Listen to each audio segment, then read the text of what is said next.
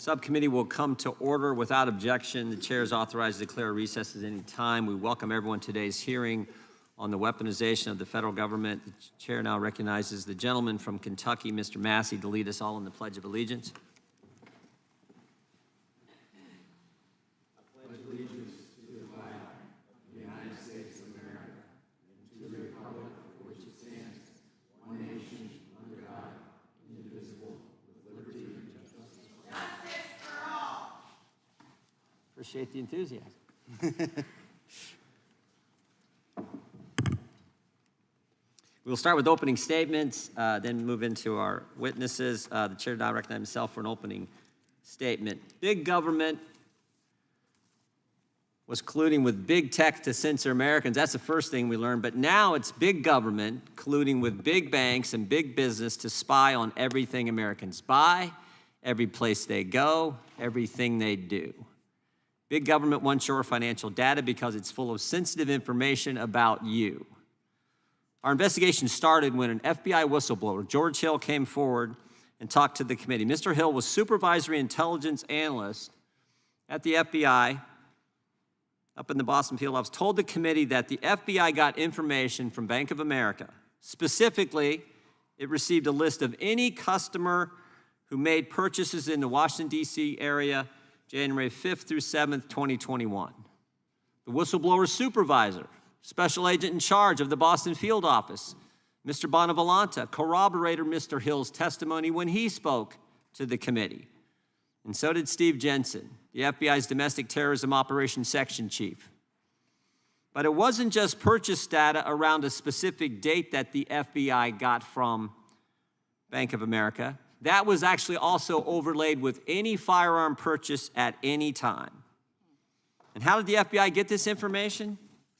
They asked for it. In fact, you can see on the display on the screen here the email that was sent. The FBI told Bank of America, to recap our morning call, we are prepared to action immediately the following threshold: customers confirmed as transacting business in Washington, D.C. between these specific dates.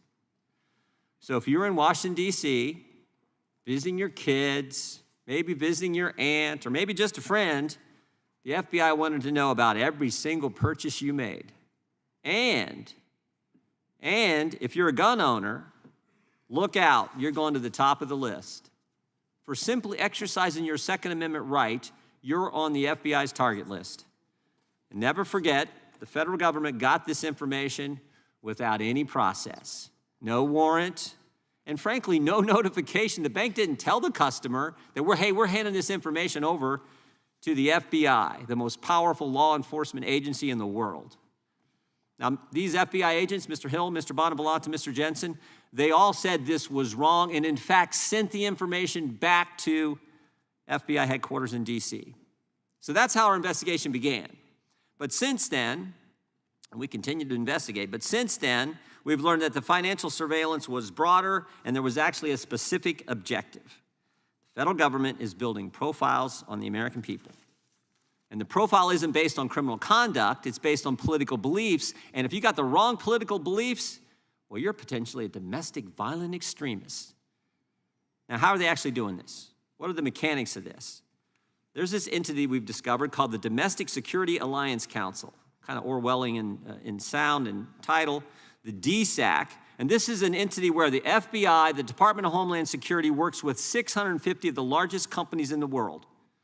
These companies have to do over $1 billion in revenue a year. They represent 2/3 of the gross domestic product of the United States economy. And they work through this controlled access portal. We'll put that on the screen here. What are they sharing in this secret portal? Well, we're not exactly sure because it's secret. But we do know that they share some information, share reports. And one of the reports we got, called a liaison information report, said this: any American who opposes firearm legislation, The easing of immigration restrictions and COVID mandates is someone banks should be watching because, again, they might be an extremist. Now stop and think about that for a second. In other words, if you're against gun registration, you're for a secured border, you oppose lockdowns and vaccine mandates, you're a domestic violent extremist, according to the FBI, and the government should get your data, should get your financial data. It actually gets worse.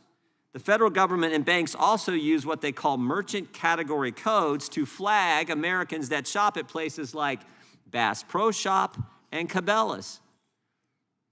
They flagged Americans who bought religious text. We can show you that one too.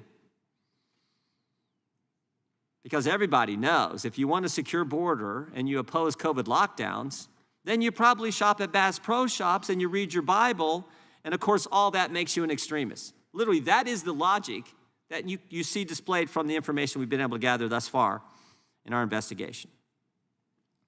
Now remember, these are also the same folks who just a couple years ago told us if you're a parent showing up at a school board meeting, you're a terrorist. If you're a pro-life Catholic, you're an extremist. Now, of course, if you oppose lockdowns, vaccine mandates, want a secure border, don't want gun registration, you're in that category as well. This is scary where things are headed. We've seen the censorship. Now we see what's happening with big banks and big government relative to your financial data. Again, all this being done with no process, no warrant, no notification to the customer that the banks are actually supposed to serve. Big government's not supposed to use big tech to censor Americans, and big government shouldn't be working with big banks to target Americans for behavior that is legal and constitutional. And that's the concern. That's why we're having this hearing. We'll get to our guest here in a second. But with that, I would yield to the ranking member for an opening statement before we get to our witnesses.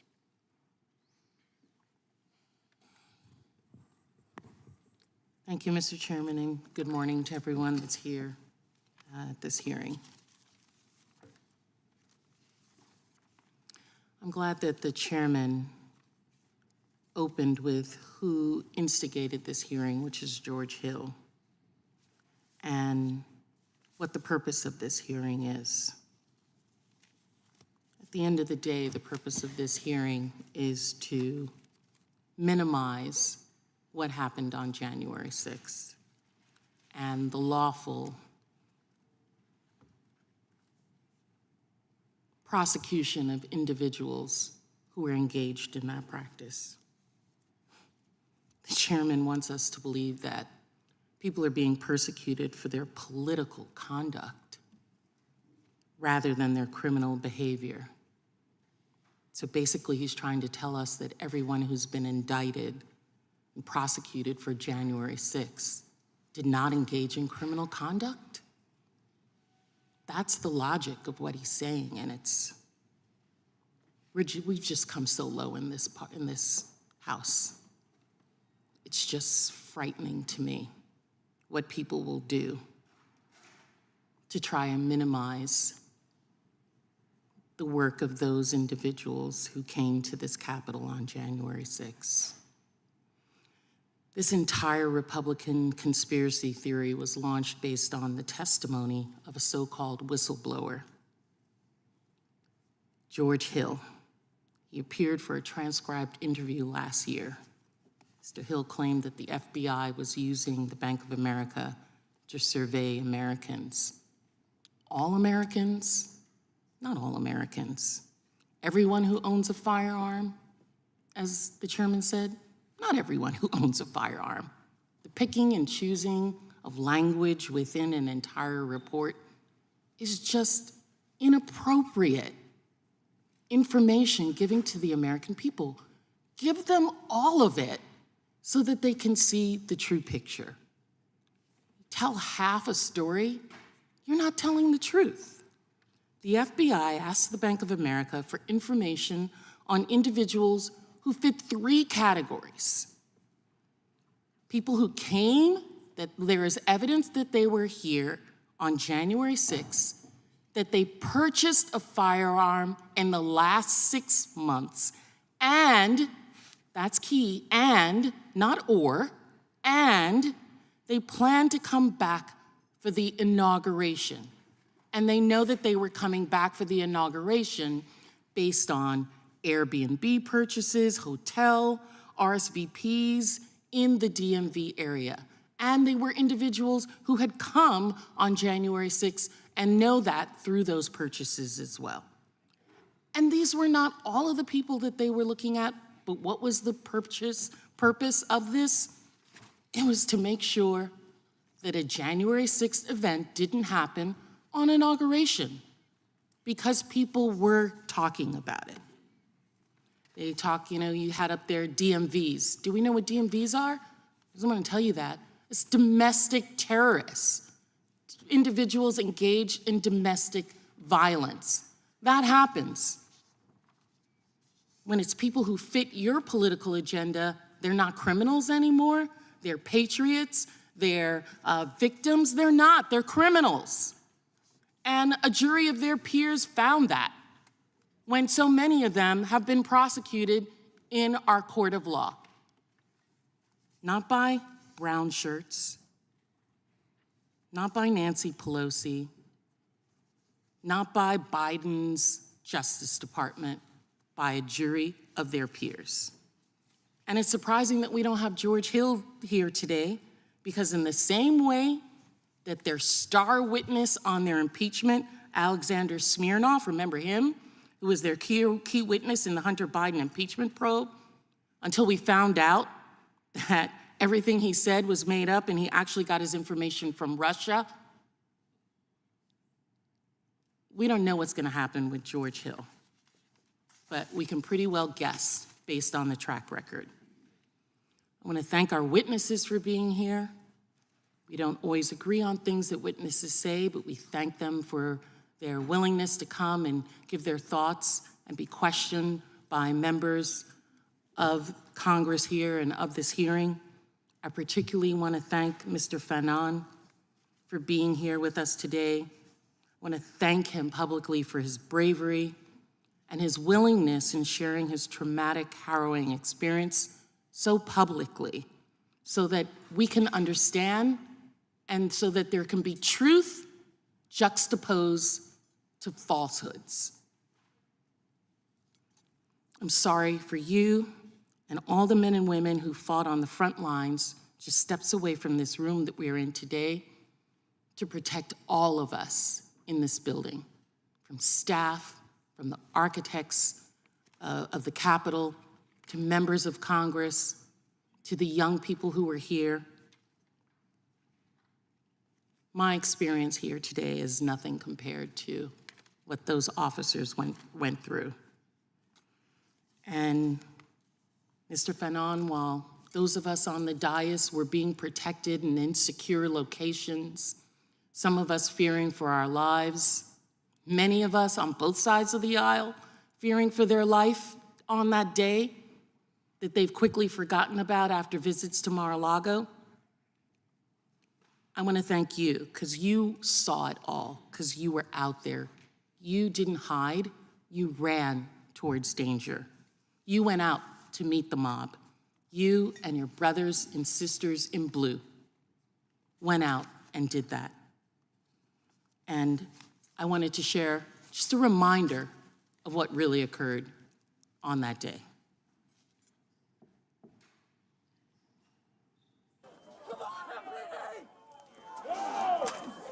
You guys fight the right people. Push! I got you, Mike. That's my hand. You're good. Push him back!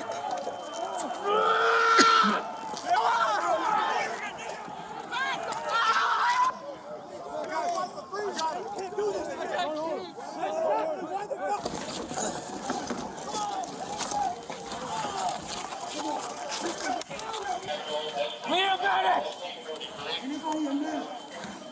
We need EMTs now! Mike, stay in there, buddy. Mike, it's Jimmy. I'm here. Mike. That's a battle scene. That's what that is. That's a battle scene. That is not political discord. That's criminal behavior. That's what that is. And while Capitol police officers were slipping in blood on the ground as they fought their fellow officers' fight in that insurrection, those of us who were in the Capitol, those members of Congress and staff were seeking shelter. And unfortunately, Mr. Fanon, you have met the times that we are in. You have given up your safety to secure truth. Unfortunately, many of my colleagues on the other side know the truth, but they're still seeking shelter from Donald Trump's hordes. They're still seeking shelter from the truth. They want to protect not just themselves, but their political careers, their jobs. They're hiding behind lies for that. We know what happened, not just by those videos and footage, but the nearly 1,000 convictions obtained against those rioters across an array of jurisdictions. Conviction from career prosecutors, not political hacks, with juries of the defendant's peers, everyday Americans who saw the evidence. Evidence that has been obtained by prosecutors and investigators have worked to hold these violent individuals accountable for their horrendous deeds. So, I got a lot of else that I could have talked about, but I guess we'll get to it. Gentlelady yields back. Without objection, all of their opening statements will be included in the record. We now introduce today's witnesses. Dr. Jordan Peterson is a psychologist, author, and professor emeritus at the University of Toronto. He previously taught at Harvard University and McGill University. He has published more than 100 scientific papers, hosts a popular podcast, hosts public lectures across the United States, Canada, Australia, and Europe, and offers online programs to help consumers better understand their personalities and themselves. Dr. Peterson has been targeted for his views on the importance of free speech and traditional values, and has warned of the dangers of debanking political opponents as he is seen in Canada. Mr. Brian Knight is Director of Innovation and Governance at the Senior Research Fellow at the Mercatus Center. He has research published widely on financial regulation, including the creation of pro-innovation regulatory environments, the role of regulation for credit markets and consumer protection, and the sharing of data between financial institutions, their regulators, and other federal entities. Mr. Jeremy Tedesco serves as Senior Counsel at and the Senior Vice President of Corporate Engagement at the Alliance Defending Freedom. In these roles, he works to advance free speech, religious freedom, and human dignity in companies. He also works to prevent political and religious debanking at major financial institutions. I actually believe the Alliance for Defending Freedom is one of the entities targeted by the government in some of this correspondence, so we appreciate you being here as well. Mr. Norbert Michael is Vice President and Director of the Center for Monetary and Financial Alternatives at the Cato Institute. He has researched and published on issues pertaining to financial markets and monetary policy, including the Bank Secrecy Act, important piece of legislation that needs change. In particular, he has advocated for reforms that advance individuals' rights against government overreach and protecting personal financial privacy. Mr. Michael Fanon is a law enforcement analyst, security consultant, and firearms instructor. He previously served for 20 years as a police officer with the DC Metropolitan Police Department. We welcome our witnesses and thank them for appearing today. We'll begin by swearing you in. Would you please rise and raise your right hand?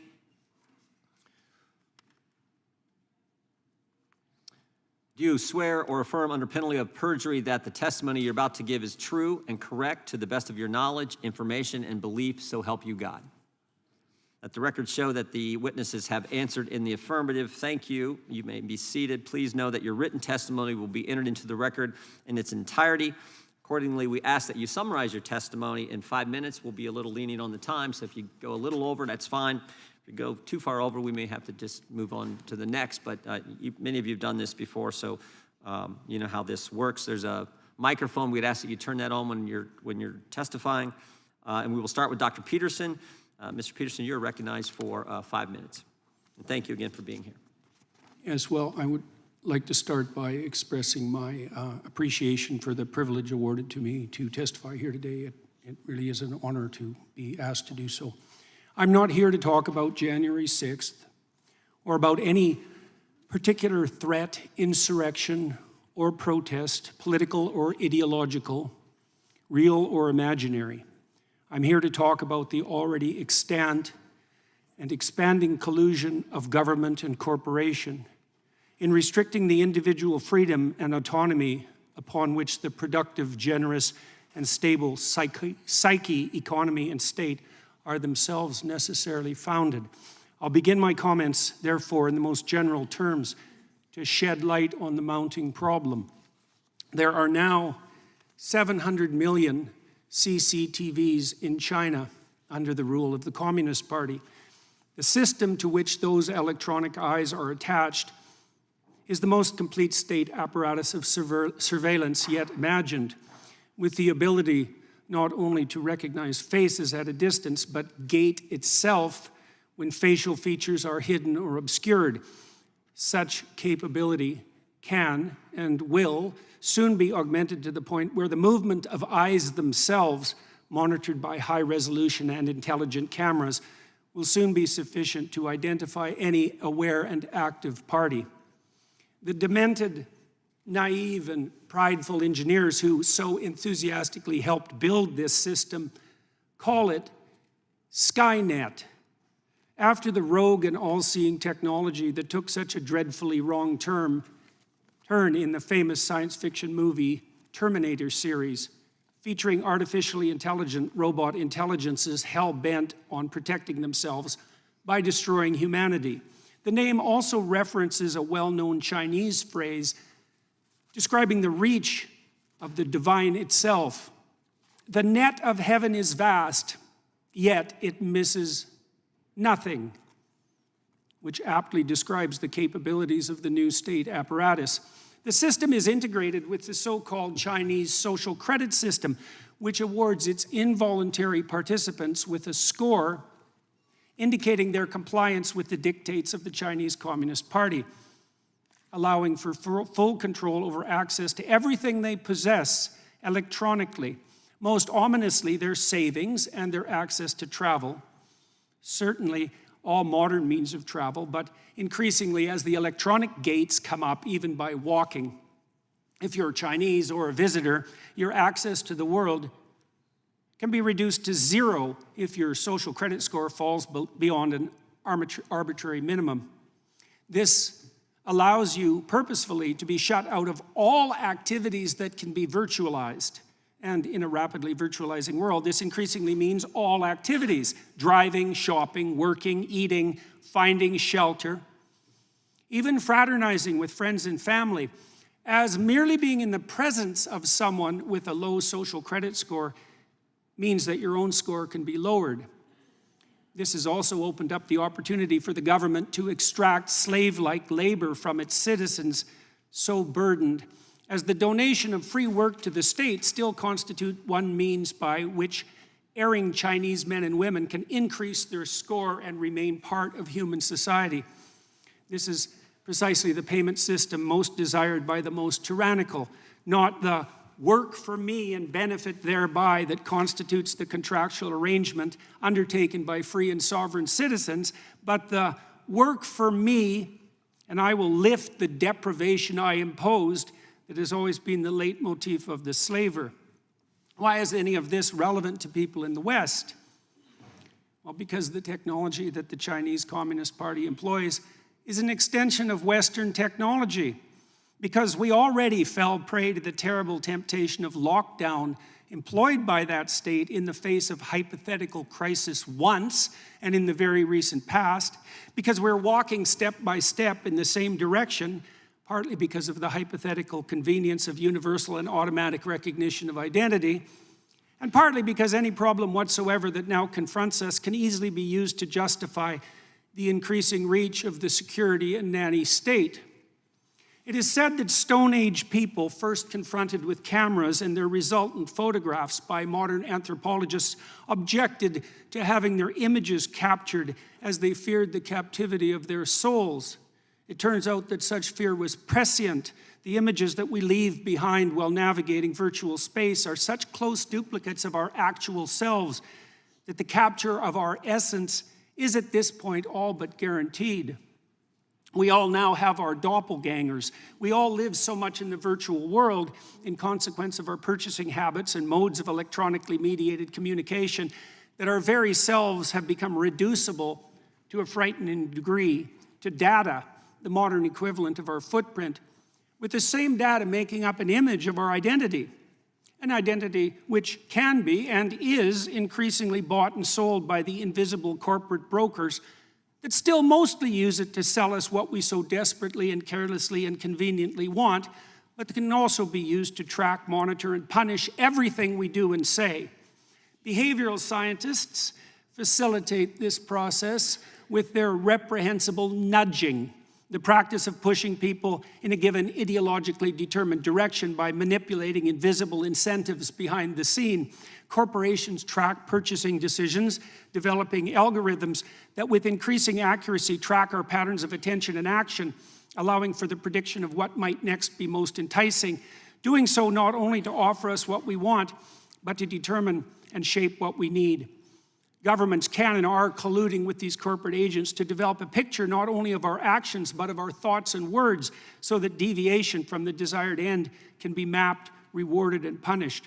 The development of a digital identity and currency is nothing more than the likely end consequence of such inclinations, and the combination of both can and will facilitate the development of a surveillance state, the scope of which optimistic pessimists of totalitarianism such as George Orwell could scarcely imagine. The new AI systems, which are so rapidly emerging, do nothing but increase this danger, providing for the possibility of a super surveillance whose scope exceeds anything that mere unaugmented humans could imagine, while also making it certain that even the perceptions that in the real world shape our attitudes, conduct, and personality can be manipulated to the degree that we will not even be able to see a reality outside which that has been constructed by the superstate. The ultimate fascist collusion between gigantic self-interested corporations and paranoid, security-obsessed anti-human governments. We're already selling our souls to the superstate for the purposes of immediate gratification, while being enticed to do so by Mr. Chairman, could the witness be asked to summarize, please? And do I have my 5 minutes, or do I not? Yeah. You've gone over 5 Oh, minutes. I'm sorry. I can certainly. If the witness could summarize, we're always a little lenient with the time. If you could summarize I'll in take a few 10 more seconds. seconds. Sure. With increasing ability to monitor not only the actual attention patterns and behaviors of its citizens, but to predict those that are most likely, the persecution of even potential crime becomes ever more likely. If you have nothing to hide, you will have nothing to fear, will be the slogan commandeered by those most likely to turn to surveillance to protect and control. What was the famous Soviet totalitarian joke attributed to Lavrenti Beria, head of the secret police? Show me the man and I'll show you the crime. Those words were true enough in the time of Stalin's KGB, and the police were secret enough then as well. But that's nothing compared to what we can and likely will produce now. A police so secret that we will not even be able to detect their comprehensive and subtle activity. Monitoring crime so pervasive that everyone under the dictates of the system will have something to hide Regular and order, much to Mr. fear. Chairman. Yep. The gentleman's time is expired. We now go to Mr. Knight for your statement. Chairman Jordan, Ranking Member Plaskett, and members of the subcommittee. It's an honor to be asked to testify. My name is Brian Knight, and I'm a senior research fellow at the Mercatus Center at George Mason University, where my research focuses on financial regulation, including its use as a tool of broader policy. Americans write the story of their lives in their bank accounts. To function in a modern economy, Americans must create a trail of records that can reveal their movements, their religious and political beliefs, their sexual preferences, health conditions, whether they are likely to own a gun or have had an abortion. The government can access these records without meaningful due process or the person ever knowing it happened. It's perhaps unsurprising then that efforts to expand the use of financial surveillance are increasing. While potentially well-meaning, these efforts present a pressing threat to Americans' privacy and a glaring weakness in our constitutional order that should be addressed. A recent example of this is federal law enforcement and financial institutions collaborating to share financial records of an unknown number of Americans after January 6th. While publicly available information is limited, it appears this was done to identify suspects based on their movement, political and religious beliefs, and whether they owned a firearm. These searches use broad categories, many of which relate to lawful, sensitive, and constitutionally protected activity. This was apparently done under the Bank Secrecy Act, which allowed the information to be provided without a warrant or any outside check, and prevented the targets of the search from being told it happened. We only know it occurred because of the testimony of whistleblowers and the work of this subcommittee. We do not know how often similar techniques were used in the past and if their use is currently ongoing. To add insult to injury, it's unclear that the data was even useful and was removed by the FBI, though only after it had been shared with at least 2 field offices. Now, it isn't surprising that after a serious crime and fearing more violence, that law enforcement would use every tool available. However, the way this appears to have happened is emblematic of the serious defects in our protection of Americans' privacy enabled by financial surveillance. Sadly, this isn't the only recent example of the expansive use of financial surveillance. There are currently efforts to distort the financial system to turn it into a tool to track constitutionally protected behavior, including firearms purchases. Advocates of this approach argue it will help prevent violence, especially mass shootings. To be sure, this is a noble aspiration. However, it is unlikely the effort will accomplish its goal while imposing significant costs to privacy, trust, and the ability of our anti-money laundering system to fulfill its legitimate ends, as well as encouraging a broader escalation of surveillance. As discussed in more detail in my written testimony, our problem is that our financial system provides a convenient, almost one-stop shop where, without the constitutional protections that apply to similar information elsewhere. It's too easy for the government to obtain a comprehensive and retrospective, though not perfect, picture of a person's life without due process. A further problem is that the Bank Secrecy Act is opaque by design. Banks are prohibited from alerting the target of a report. This prevents most citizens whose information is shared from challenging the law in court, removing one of the core means we use to check government excesses. Congress has also been kept in the dark about the effectiveness of the BSA, despite requiring reports revealing the system's effectiveness be provided by law. In fact, the bank apparently even refused to share information with the subcommittee based on the Bank Secrecy Act's confidentiality requirements. It even appears that the agencies that administer the BSA and use the BSA lack a full or even partial picture of how the information is used, how useful it is, and how long it takes for government to act on it. We have these problems due to a combination of technology, bad law, and bad Supreme Court precedent, the latter of which thankfully may be finally coming under question, but we cannot and should not rely on the court. As discussed further in my written testimony, Congress should reform our financial surveillance system, especially the Bank Secrecy Act, to restore proper protection for Americans' privacy. Importantly, and I want to emphasize this does not mean that law enforcement could not access the information. Rather, it means that the access would be done pursuant to due process. To be clear, I'm not here to impugn anyone's motives, but good intentions can pave the road to hell. And our history is unfortunately replete with times when, motivated by real threats, we have violated the rights of Americans, often without benefit, and to our later regret. We should learn from those mistakes and get off the path I fear we're currently taking, which will provide us with neither liberty nor security. Thank you. Thank you, Mr. Knight. Mr. Tedesco, you're recognized for your opening statement. Chairman Jordan, Ranking Member Plaskett, and distinguished members of the Select Subcommittee, good morning. It's an honor to be here. My name is Jeremy Tedesco, and I serve as Senior Counsel and Senior Vice President of Corporate Engagement for Alliance Defending Freedom. Yesterday, this subcommittee released documents that show that the U.S. Treasury Department's Financial Crimes Enforcement Network colluded with big banks to monitor their customers to identify domestic threats, and shared a list of so-called hate groups published by the hyper-partisan Institute for Strategic Dialogue to help them do so. Echoing the discredited and morally bankrupt Southern Poverty Law Center, the ISD list includes ADF, where I work, as well as other mainstream religious and conservative organizations like Family Research Council, Liberty Council, Pacific Justice Institute, and Ruth Institute. Simply put, the federal government appears to have swept up Christian and conservative organizations in its domestic terrorist dragnet. This Orwellian surveillance of American citizens has no place in a free society. Neither does the federal government's weaponization of the financial industry against peaceable religious and conservative groups.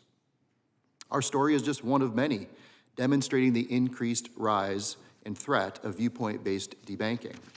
In 2023, Bank of America closed the long-standing bank account of Indigenous Advance Ministries, a Christian nonprofit that helps impoverished widows and children in Uganda. The bank also closed the account of a local Tennessee church that donates to that ministry. The bank claimed it no longer wanted to serve their business type and that Indigenous Advance exceeded the bank's risk tolerance. The bank's abrupt decision created a logistical nightmare for Indigenous Advance and inflicted real harm on the populations they serve. The list goes on.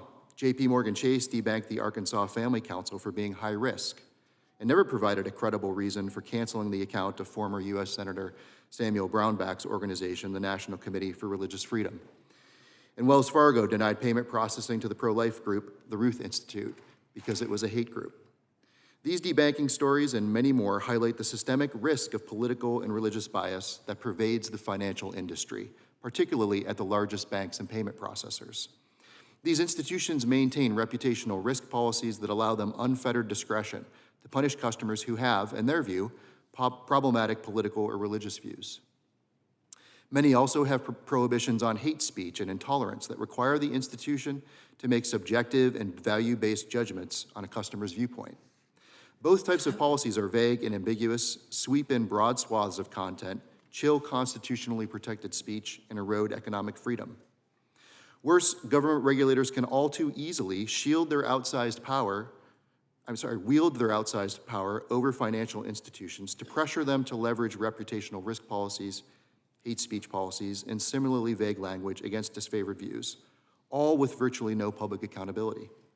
Financial institutions, in turn, can hide behind that same shield to discriminate without ever explaining it to the customer, regardless of whether the action was prompted by government pressure.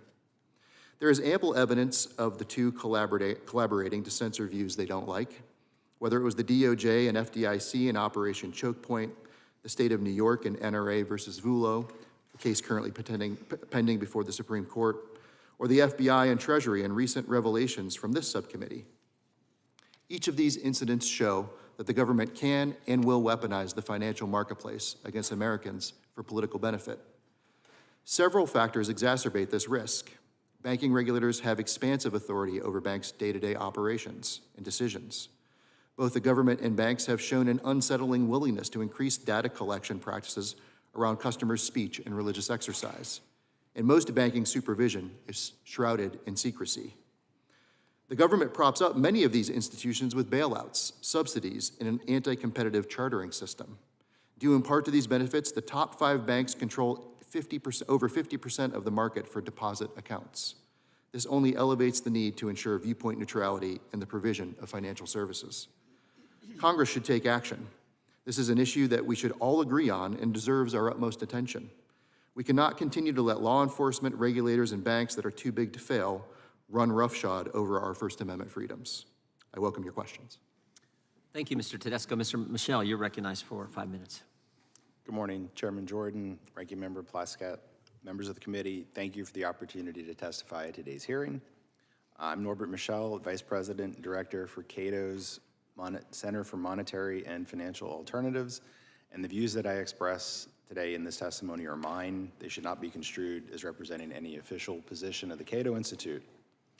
In my testimony, I argue that it is long past the time for Congress to reaffirm Americans' constitutional rights that guarantee an expectation of financial privacy, particularly those secured by the Fourth Amendment.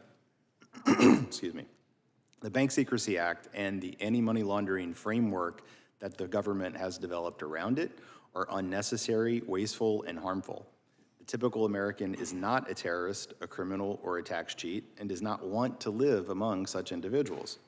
The typical American does, however, recognize that the Constitution protects all Americans from unreasonable persecution and limitless invasions of privacy. And I'd like to make 3 main points in support of my position. First, Congress should not have passed the Bank Secrecy Act of 1970. It was a much broader bill than the legislation that its original sponsor promised to deliver, and its relationship to the Fourth Amendment to the Constitution was controversial enough to spur several legal challenges, 2 of which ended in split decisions at the U.S. Supreme Court during the 1970s. Further, the bill was so controversial that it spurred Congress to pass multiple bills, including the Right to Financial Privacy Act, just 8 years after passing the Bank Secrecy Act. It did so with the explicit intent of countering the very financial surveillance that the Bank Secrecy Act itself created. Unfortunately, the 1978 bill was so watered down with 20 different exceptions that it failed to live up to its name. As a result, financial institutions remain responsible for both record-keeping and reporting requirements, and law enforcement has the authority to obtain Americans' financial records without first obtaining a valid search warrant. The so-called third-party doctrine born largely out of those Supreme Court decisions in the 1970s, excuses this legal status by effectively claiming that bank customers have no expectation of privacy from the government once they give their information to the bank. Much like the dissenting justices of those cases, I believe this logic defies all reasoning. There is simply no sphere of our lives that would remain free of government involvement, surveillance, and control if it were taken seriously. Second, the agencies themselves have failed to demonstrate how the Bank Secrecy Act regime provides a net benefit, and it has merely created an information overload for federal agencies through excessive reporting. In 2022, for instance, financial institutions were required to file over 26 million reports with the federal government on customer activity. And even though it's been decades since the first suspicious activity report was filed, the Financial Crimes Enforcement Network still cannot provide data that explains how law enforcement even uses those reports. These 2 points are just the tip of the iceberg. Difficult as it may be to believe, there are virtually no convictions to show for all this regulating and reporting. Depending on the federal crime data that we use, the per conviction cost ranges anywhere from $7 million to $178 million. And those figures do not include any implicit cost of violating citizens' right to financial privacy, banks' decisions to terminate or limit customers' accounts, or banks' refusal to provide financial services to certain customers. Finally, personal and financial privacy are pillars of life in a free society. The American system of government was designed, with good reason, to ensure that individuals do enjoy a private sphere free of government involvement, surveillance, and control. Unless there is a reasonable suspicion that someone has committed a crime or conspired to commit a crime, people should generally be free to live their lives unmolested and unsurveilled by the government. That is literally why the Fourth Amendment to the Constitution protects Americans from unreasonable searches and seizures. And Americans' financial records should not be an exception to that rule. It is, of course, healthy to debate what private companies should be allowed to do with the data they collect from customers.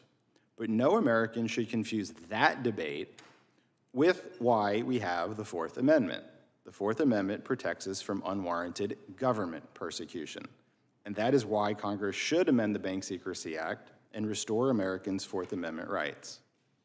Thank you. I welcome any questions. Thank you, Mr. Michel. We now go to Mr. Fanone for 5 minutes.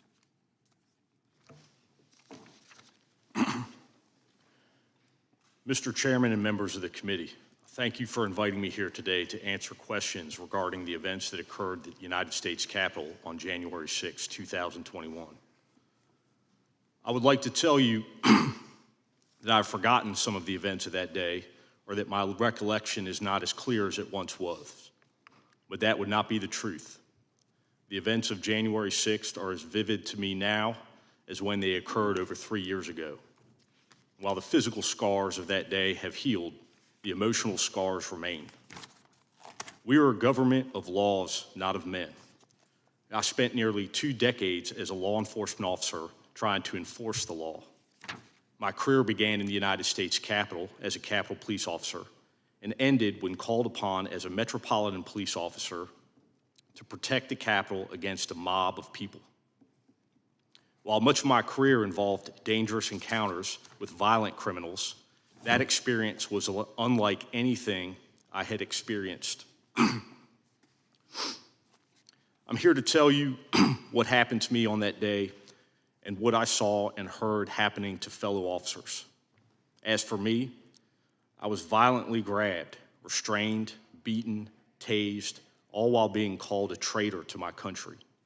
I was at risk of being stripped of and killed with my own firearm as I heard chants of kill him with his own gun. My body camera video captured the violence of the crowd directed towards me during those very brutal moments. The portions of the video I have seen remain extremely painful for me to watch, but doing so is crucial to fully understand what really happened that day and the extent of the violence.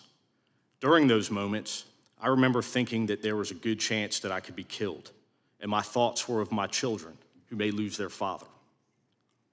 While I'm here to share my experience, I know that hundreds of other law enforcement officers responded that day. They were outnumbered and acted with tremendous bravery to protect the Capitol and all those present inside who serve our country. Those officers have sustained injuries, both physical and emotional.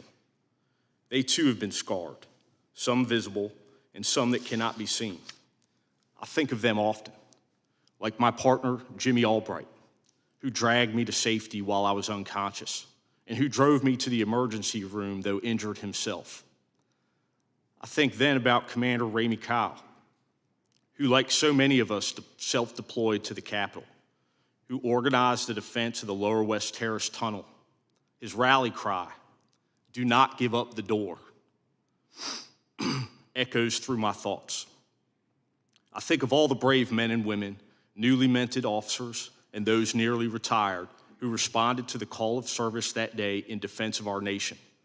Those who are still on the front lines each and every day to make our cities safe and protect our institutions of government.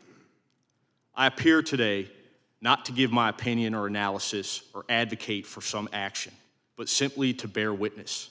I leave whatever actions to be taken to your wisdom and where we go as a nation to the American people. I have no agenda or affiliation. I do not come with malice in my heart, but only a deep love of this country, which I know is shared by so many others, both young and old, both Republican and Democrat. And in the process of speaking, more importantly, listening to each other, hopefully we can come together as one nation with shared values of wanting tomorrow to be better than today, with the hope and confidence that we do each and every day, is for the singular purpose of trying to provide a better life for our children and our children's children in generations to come. I thank you for your invitation to be here today and the opportunity to speak with you. Thank you, Mr. Fanone. We'll now proceed under the 5-minute rule with questions. The chair recognizes the gentleman from California for 5 minutes. Thank you, Mr. Chairman. Fanone, I want to express my heartfelt thank you for being here today. Those of us who were here on January 6th, in no small part owe you and others a debt of gratitude for the work you did ushering people into, members of Congress and others into safety. And I truly appreciate that and thank you. Thank you, sir. If this were only about January 6th, that would have been my last comment and we'd be done. I'm going to ask a series of questions that I think beg the question of something beyond January 6th.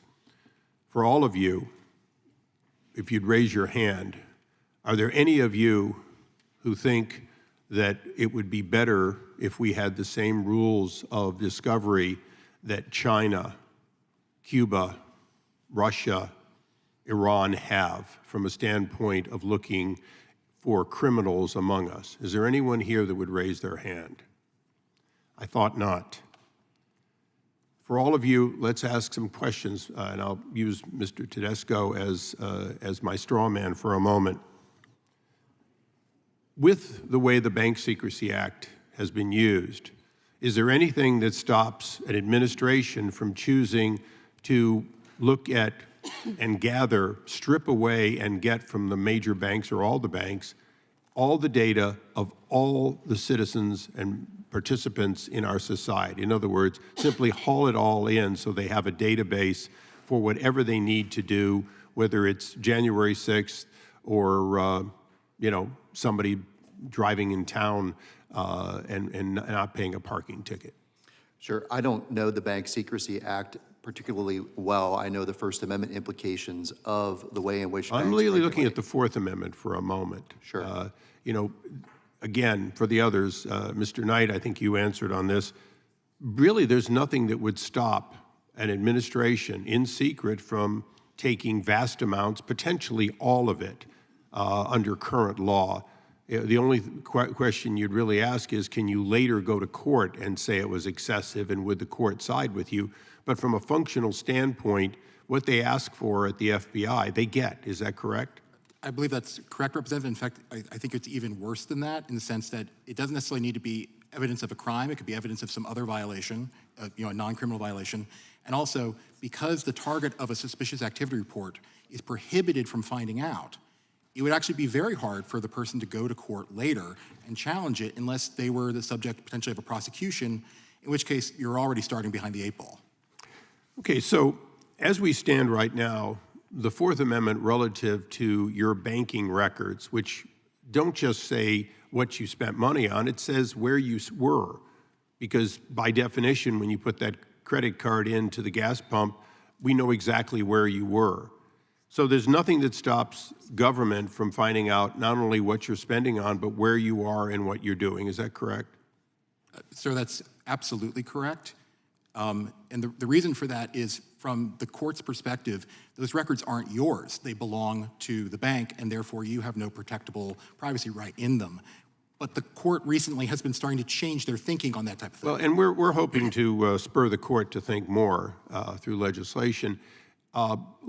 Summarizing, though, we're talking mostly about bank records because those are the ones that we have a current example. But isn't it true that the FBI and other agencies want the same access to all of your phone records, which would include where you are moment by moment and who you talk to? Is that correct? Well, yes, that was an issue in the Carpenter case where law enforcement tried to pull location data from cell phone towers, and the court found that customers have a protectable Fourth Amendment right, even though those records belong to the phone company, not to the customer. So in closing, for everyone here, if I want to get those kinds of records, I'm the FBI. In the case of your phone records, for all practical purposes, there are exigent circumstance exceptions, but for all practical purposes, you need to get a warrant. You don't need it for bank records, but isn't it true that those records very often provide the same information and thus are equally invasive into not just your First Amendment, but your Fourth Amendment reasonable expectation for privacy and the keeping of your files and personal effects? I would argue they're potentially more sensitive and can provide more accurate information than cell phone towers.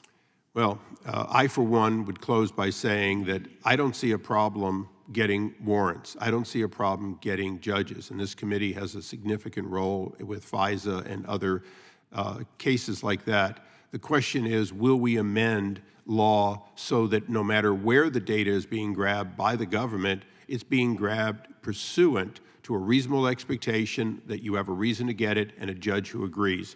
Mr. Chairman, thank you for holding this hearing, and I yield back. Gentleman yields back. The chair recognizes the gentleman from Massachusetts.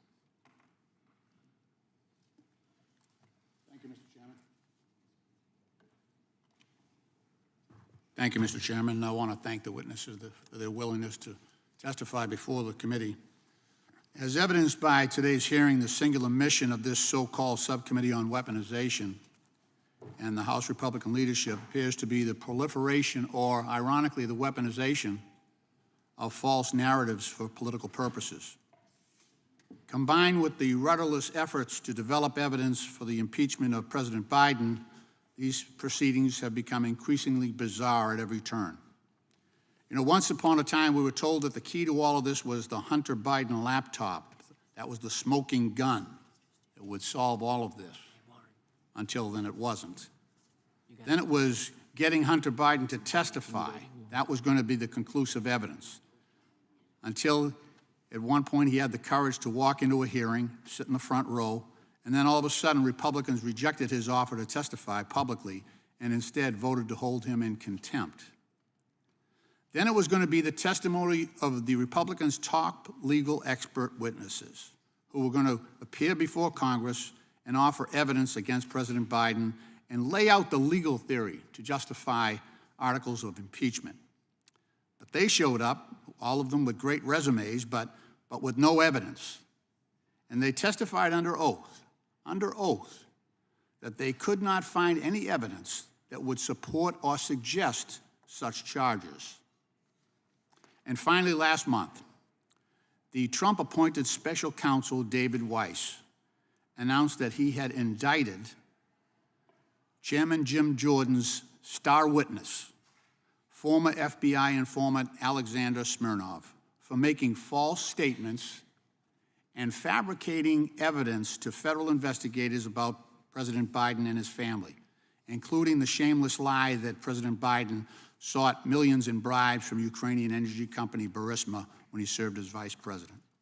Now, Smirnov, some of you may not remember, but Smirnov is the guy that Chairman Jordan described, and I'll give you a quote, the chairman's quote, as providing, quote, the most corroborating evidence the Republicans have, close quote, in support of impeachment. So given that Smirnov is being charged by the Republican Trump-appointed special counsel for lying and fabricating evidence, and the pathetic show that the Republicans have put on so far, that assessment is probably correct. He's probably the best they've got. Now the chairman of this subcommittee is determined to obscure the facts surrounding January 6th. Today's hearing appears to be based on the false narrative that conservative Americans and even Bible purchasers are the targets of pervasive and baseless financial surveillance by the federal government. It also follows statements made by several House members downplaying the attacks that Officer Fanon has described at the U.S. Capitol complex as, quote, acts of vandalism, close quote, and a normal tourist visit. That could not be further from the truth. As reported by the Bipartisan Select Committee on January 6th in its final report, our nation endured an insurrection that specifically sought to violently block congressional certification of the 2020 presidential election. The sheer scale of the mob violence that you saw on the video earlier and the lawlessness that was exhibited that day tested the very fabric of our democracy, with rioters savagely beating law enforcement officers like Officer Fanon amid repeated crowd chants such as hang Mike Pence, shoot him with his own gun. The Republican vice president, hang Mike Pence. That's what makes you an extremist. That's what makes you a terrorist. Not just your desire to purchase under the Second Amendment a weapon that you're legally entitled to have. It also warranted additional investigatory efforts by federal law enforcement authorities to prevent more violence leading up to the 2021 presidential inauguration. Officer Fanon, as a former Metropolitan Police officer, could you please tell us how the promulgation of false narratives, like this was just a tourist visit or simple vandalism, how that distorted description affects your ability to do your job?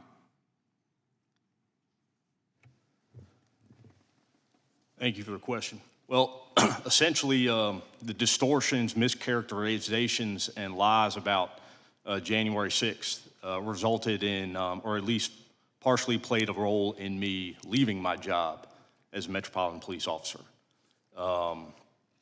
They have inspired fellow Americans to threaten me, threaten members of my family, simply because of the statements that I've made about my experience, both on January 6, 2021, and in the aftermath.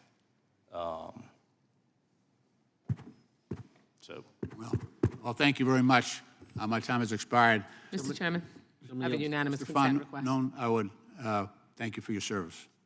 Gentleman yields I back. have a unanimous consent request, Mr. Chairman. Gentlelady may state her request. Mr. Chairman, I ask unanimous consent to enter into the record a January 7th, 2021 email from the FBI to financial institutions requesting information about Edward Florea because he, quote, claimed to be armed and intending to travel to D.C. to unleash, quote, some violence. I also ask unanimous consent to enter into the record a press release from the Eastern District of New York announcing Edward Florea's sentencing for making threats to kill elected officials like Senator Raphael Warnock, entitled, quote, Queens man sentenced to 33 months in prison for posting threats to kill a member of Congress and illegally possessing ammunition, unquote. Without objection. Thank you. Gentleman from Florida is recognized for 5 minutes. Thank you, Mr. Chairman.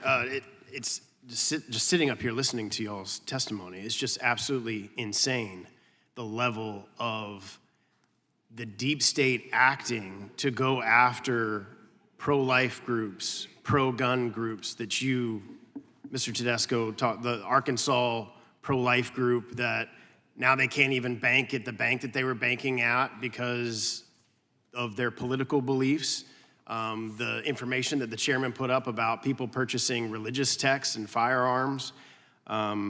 all without a warrant. I mean, you know, you go to law school and they teach you constitutional law and the Fourth Amendment and all these things that have to happen in order for the government to get information about you or to search your information. And all of this is happening without even the person knowing that it's going on, without a warrant, without an ability to even to defend themselves. In the aftermath of the 2020 presidential election, the Financial Crimes Enforcement Network, FinCEN, at the U.S. Department of Treasury told major banks to be on the lookout for customers using credit and debit cards for the purchase of legal firearms. As a gun owner and a strong proponent of our Second Amendment rights, it's appalling that a federal agency would ask private companies to spy on their customers conducting perfectly legal business transactions. It's not like there's a suspicion of criminality going on. These are just typical purchases of firearms. FinCEN also passed along a report to several large banks titled Bankrolling Bigotry, an overview of the online funding strategies of American hate groups. Included among those supposed hate groups is the Alliance Defending Freedom, which is represented before us today by Mr. Tedesco. I found this characterization curious because the ADF that I know is anything but a hate group. ADF defends Americans' God-given right to religious liberty in courts around this country, but it seems the Biden administration views advocacy for religious liberty as hate these days. That says far more about the administration than it does about ADF. President Obama once infamously remarked that many conservative Americans cling to guns or religion, and given FinCEN's actions, it seems that President Biden's administration shares the same hostility for millions of Americans like me who proudly cling to our First and Second Amendment rights. Mr. Tedesco, what's your reaction to your organization being identified as a hate group in a report shared by a government agency? It's unbelievable that that is being used by the federal government to advise banks on domestic terrorist threats. But I think the bigger point here is that the concept of hate is a tool of suppression. And on top of that, that kind of language, hate speech and similar kinds of vague concepts are permeated throughout the financial industry and are used to shut down events and to debank people. JP Morgan Chase has used it several times. Arkansas Family Policy, they said it was high risk. They shut down an event by Defense of Liberty. On behalf, Donald Trump Jr. was speaking at it. They shut down that event on the basis of a hate policy. So we know these policies are being weaponized in the financial industry. And again, because of the Bank Secrecy Act and a lot of the shrouding of the way regulation happens in the banking context, it's really hard to know why are these things happening. We just know it's on the rise, and it's a real concern. Well, and one of my colleagues was just saying that this is just a narrative that we're creating, a political narrative, but you've gone through specifics. If you want to highlight specifically some of these instances that you're referring to of facts where pro-life groups or organizations that are conservative have been debanked by these private entities. Sure, the highest profile one is a former member of the Senate, Samuel Brownback's organization, National Committee for Religious Freedom. JP Morgan Chase canceled that account in 2022. They gave an escalating and very different reasons that were contradictory over the next year as scrutiny mounted. None of the reasons ever held any weight. Interestingly enough, they referred to anti-money laundering, financing of terrorism, a concept called politically exposed persons. All of these are within the banking regulations, and I think are used as tools ultimately to suppress people because of their views. Again, the secrecy and the shrouding of the reasons for the decisions is a huge part of the problem, and I think that's something Congress needs to address. And is there circumstances in which the consumers may never know that their information was privately disclosed from the bank to the FBI or a government agency? Yeah, I mean, this is a huge part of the problem is our clients, to a person, anytime they go to the bank, once they get debanked, it's always under some vague policy. The only thing the bank will say is high risk or business type or risk tolerance. Every time they go back and ask for an answer, a specific reason, the bank just stonewalls them. And so they can't get access to the information. I only have a couple seconds left. So what is your recourse if you do find out? So let's say, because I basically ticked a lot of those boxes that were referenced, firearms, Bibles, religious texts. So if you do find out that your information was divulged from the bank that you bank to a government agency, do you have any recourse whatsoever to go after the government or the bank? It's difficult for consumers who are in that position because they usually don't know it happens. If it happens, there are consumer complaints you can file with state attorneys general.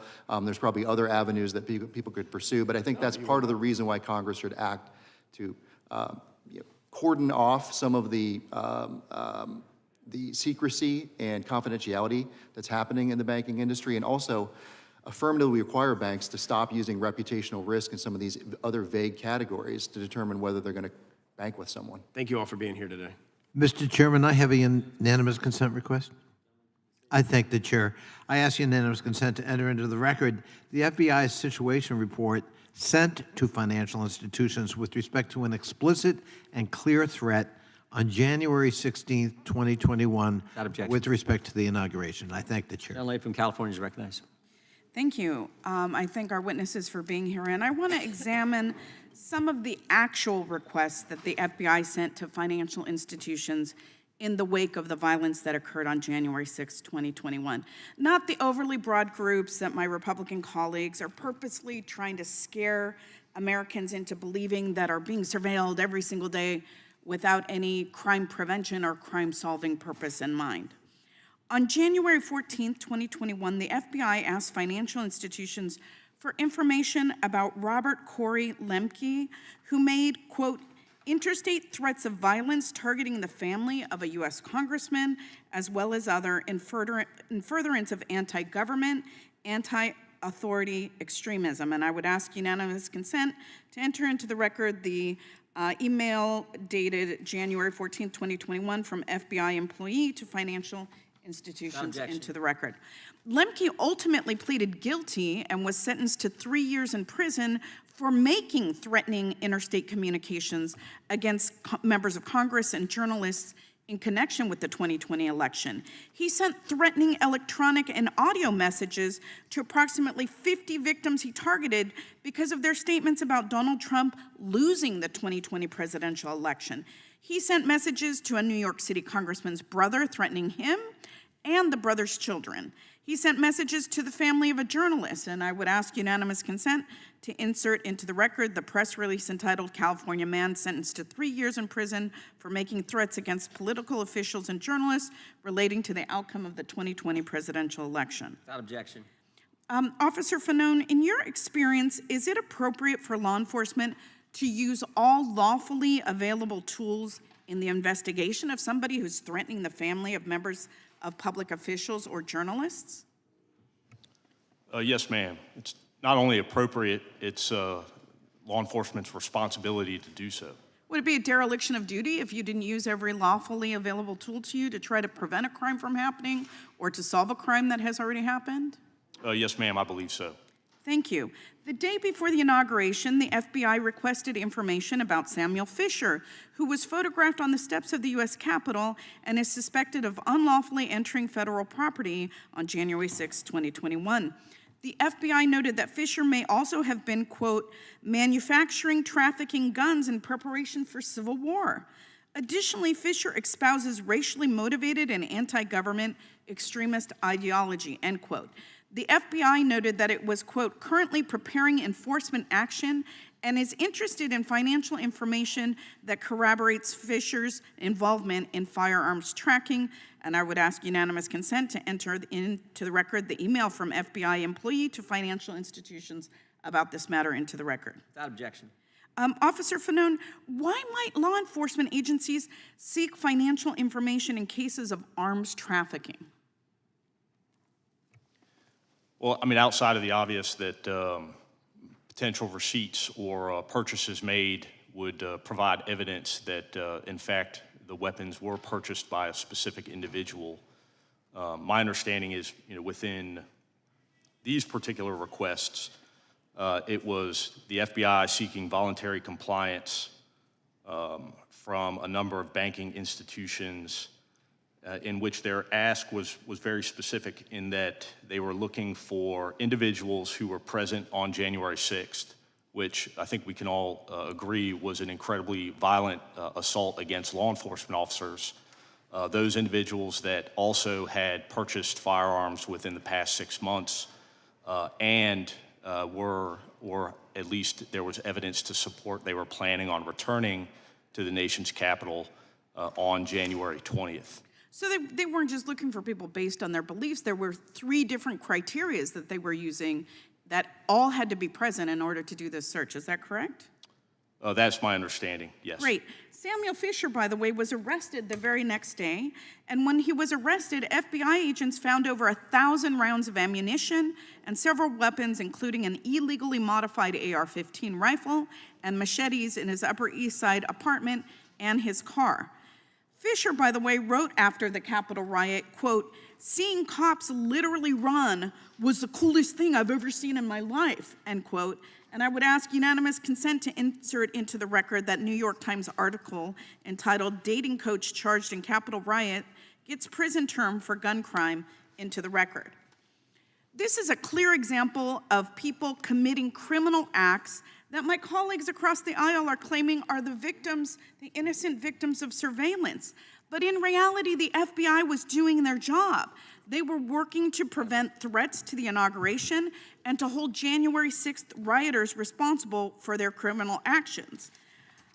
Officer Fanone, I want to thank you for being here today, and I appreciate your willingness to bear witness to what really happened on January 6, 2021, and to dispel these overly broad, fear-mongering tactics that innocent Americans are being surveilled simply because of their beliefs or their religion. And with that, I yield back the balance of my time.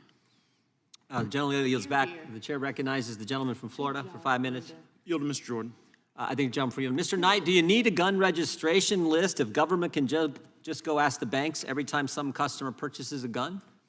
Well, the banks won't know if you purchased a gun per se, but your bank records can be a pretty good, though not perfect, registration for almost anything. But my point is, it's almost like a backdoor registration, right? Yes, one of the challenges is that highly sensitive information can be accessed through financial records that otherwise is constitutionally protected. Yeah. Dr. Peterson, do you think they're just going to stop with conservatives? I mean, my history tells us that the cancel culture mob, the surveillance state, whatever you want to call it, it doesn't just, they never are satisfied with just certain people. It always expands. And I'll give you an example. A few years ago, Senator Feinstein, iconic Democrat senator from the great state of California, the folks in San Francisco renamed the Dianne Feinstein Elementary School. They took her name off the school because they found that she said something like 40 years ago that the cancel culture mob didn't like. So even a liberal Democrat senator wasn't good enough for the mob. They came after her too. And this is the thing that scares me. We've invited probably more Democrat witnesses in front of this committee than any other committee, because we invite Democrats to come in and say we respect the First Amendment, Second Amendment, Fourth Amendment, respect the Constitution. My concern is it never just stops with certain people. It always goes further. Do you agree with that? Well, the reason I prefaced my remarks with an insistence on nonpartisanship is because the danger posed by this increasing ability of governments and large corporations to collude threatens everyone's freedom equally. And it could well be that at the moment, and this is, I think, the case the Republicans here are trying to make, is that the people who are in the sights of that collusion tend to have more conservative leanings, but that will shift in a moment whenever the political tides shift. And we're concentrating in this hearing a fair bit on the specific events of January 6th, a very partisan issue that produces a very intense partisan divide, but we're not addressing the fundamental issue here directly, which is that our new technology enables a mode of surveillance that's so intense and all-pervading that no one will escape its purview regardless of their political views. No, I think that's exactly right. And there also seems to me, and I'll go to Mr. Tedesco, there seems to be a pattern emerging. I'm going to take you back to when we first kind of started getting into this issue with the somewhat famous now school board's memorandum from the Department of Justice. And I know you probably remember what I'm talking about here, Mr. Tedesco. But the opening sentence of the Attorney General's document, this memorandum, says, in recent months, there's been a disturbing spike in harassment, intimidation, threats of violence against school administrators, board members, teachers, staff who participate in the vital work of running our nation's public schools. At the hearing where we had the Attorney General, I asked him a simple question. I said, you make that opening statement as the basis for why you need this memorandum to go after moms and dads showing up at school board meetings. What was that first sentence based on? And he told us it was based on the National School Boards Association, the memorandum they put out. And the same thing happened to you guys, because we had some entity here called the Global Disinformation Index puts out this information, and then the government uses that information as the basis to say you're some terrorist group. That is frightening, that our government, because FinCEN, the Treasury Department, used what some agency put out, or not agency, some entity put out as a basis to say you guys are some hate group or some terrorist group. Yep. I find that alarming, and particularly the pattern that it, I guess two doesn't make a pattern, but it sure makes you start to wonder. Your thoughts, Mr. Tedesco? Sure. The FBI used the SPLC's report on radical traditional Catholics to target them as well in the interim between the Moms for Liberty and parental rights groups and what's going on today. I think it's very alarming that the government uses these obviously partisan and discredited third-party, arbiters of truth who really are just promoting their own political agenda and trying to do damage to their perceived political enemies to make decisions about anything, let alone sending them to financial institutions as part of some kind of financial surveillance scheme. Yeah. Some left-wing group says you're bad. Oh, then the government's going to use that information to send out to banks and say, you might want to be concerned about this. You maybe want to debank these individuals. That is a frightening world. And the point is, I don't think it's going to be just limited to conservative people in the future. Because we've already seen examples. There were people in Black Lives Matter who got targeted during the summer of 2020 when all the protests were happening around the country. And I disagree with some of the things, a lot of the things that happened that summer, but I also don't like the fact that they're going after liberals either. That's a scary thing. And then there used to be an agreement in both parties that First Amendment activity should be protected. Second Amendment activity, your right to privacy should be protected. But unfortunately now it's gotten way too partisan. With that, we will go to the other side. The gentlelady from Florida is recognized. Thank you, Mr. Chairman. For nearly 20 years in this chamber, I know I've heard time and again Republicans claim that they backed the blue. Just recently, Chairman Jordan put out a press release around the Law Enforcement Appreciation Day resolution, which said, when it comes to supporting the police, quote, Republicans put words into action, unquote. Yet when it comes to walking that walk, Republicans too often take a seat. Just yesterday, we took a vote on a bipartisan spending bill that includes funding for our criminal justice programs. Of the Republicans that make up this committee, a handful of you voted against it. That, of course, would mean less funding for state and local law enforcement agencies and more criminals on our streets and in our neighborhoods. That no vote means no funding for the Internet Crimes Against Children program, a key law enforcement tool that keeps online predators away from our children. Those actions sure don't back the blue, and now today, Republicans want to target law enforcement yet again. This time, they purposefully downplay the heinous violence that injured and traumatized hundreds of Capitol Police officers in the January 6th insurrection, perhaps the most infamous assault on law enforcement in recent American history. Specifically, our Republican colleagues are taking aim at the ability to use financial records as a tool to prosecute the coup plotters, the criminals who attempted to stop the legitimate constitutional transfer of power in Congress. These are the very financial tools that help hold to account the people who tried to overthrow a presidential election. Officer Fanon, thank you so much for repeatedly testifying about your experiences. I'm sure it isn't easy, as you mentioned, to relive these traumatic moments. Could you describe some of the violence briefly that Capitol Police officers were subjected to on January 6th? Certainly. So I, like many other officers from the Metropolitan Police Department, self-deployed that day in that I heard distress calls coming out from officers who were already deployed at the Capitol complex and took it upon myself to respond to those calls for assistance. When I arrived at the Capitol, I made my way to what's referred to as the Lower West Terrace Tunnel in response to a specific distress call coming from officers that were defending that tunnel against a large group of violent rioters that were trying to gain access. Thank you. When I entered the tunnel, I observed about 40 or 50 DC police officers and a few US Capitol Police officers attempting to hold back the violent mob. The officers were being assaulted with a variety of different weapons, everything from metal poles, 2x4s, aluminum baseball bats, batons and other police equipment that had been stripped from police officers themselves were then used against officers. Thank you, Officer Fanone. Thank you. I'm sorry, I want to just make sure I can get some other items in. The video that we saw earlier was disturbing. In a video that I don't have time to show, you can hear words like traitor being yelled at police officers and shouts like F the blue. 5 police officers who served at the Capitol died in the aftermath of the insurrection. Officer Fanone, what's your response to those who say that no police officers were killed by the events on January 6, 2021?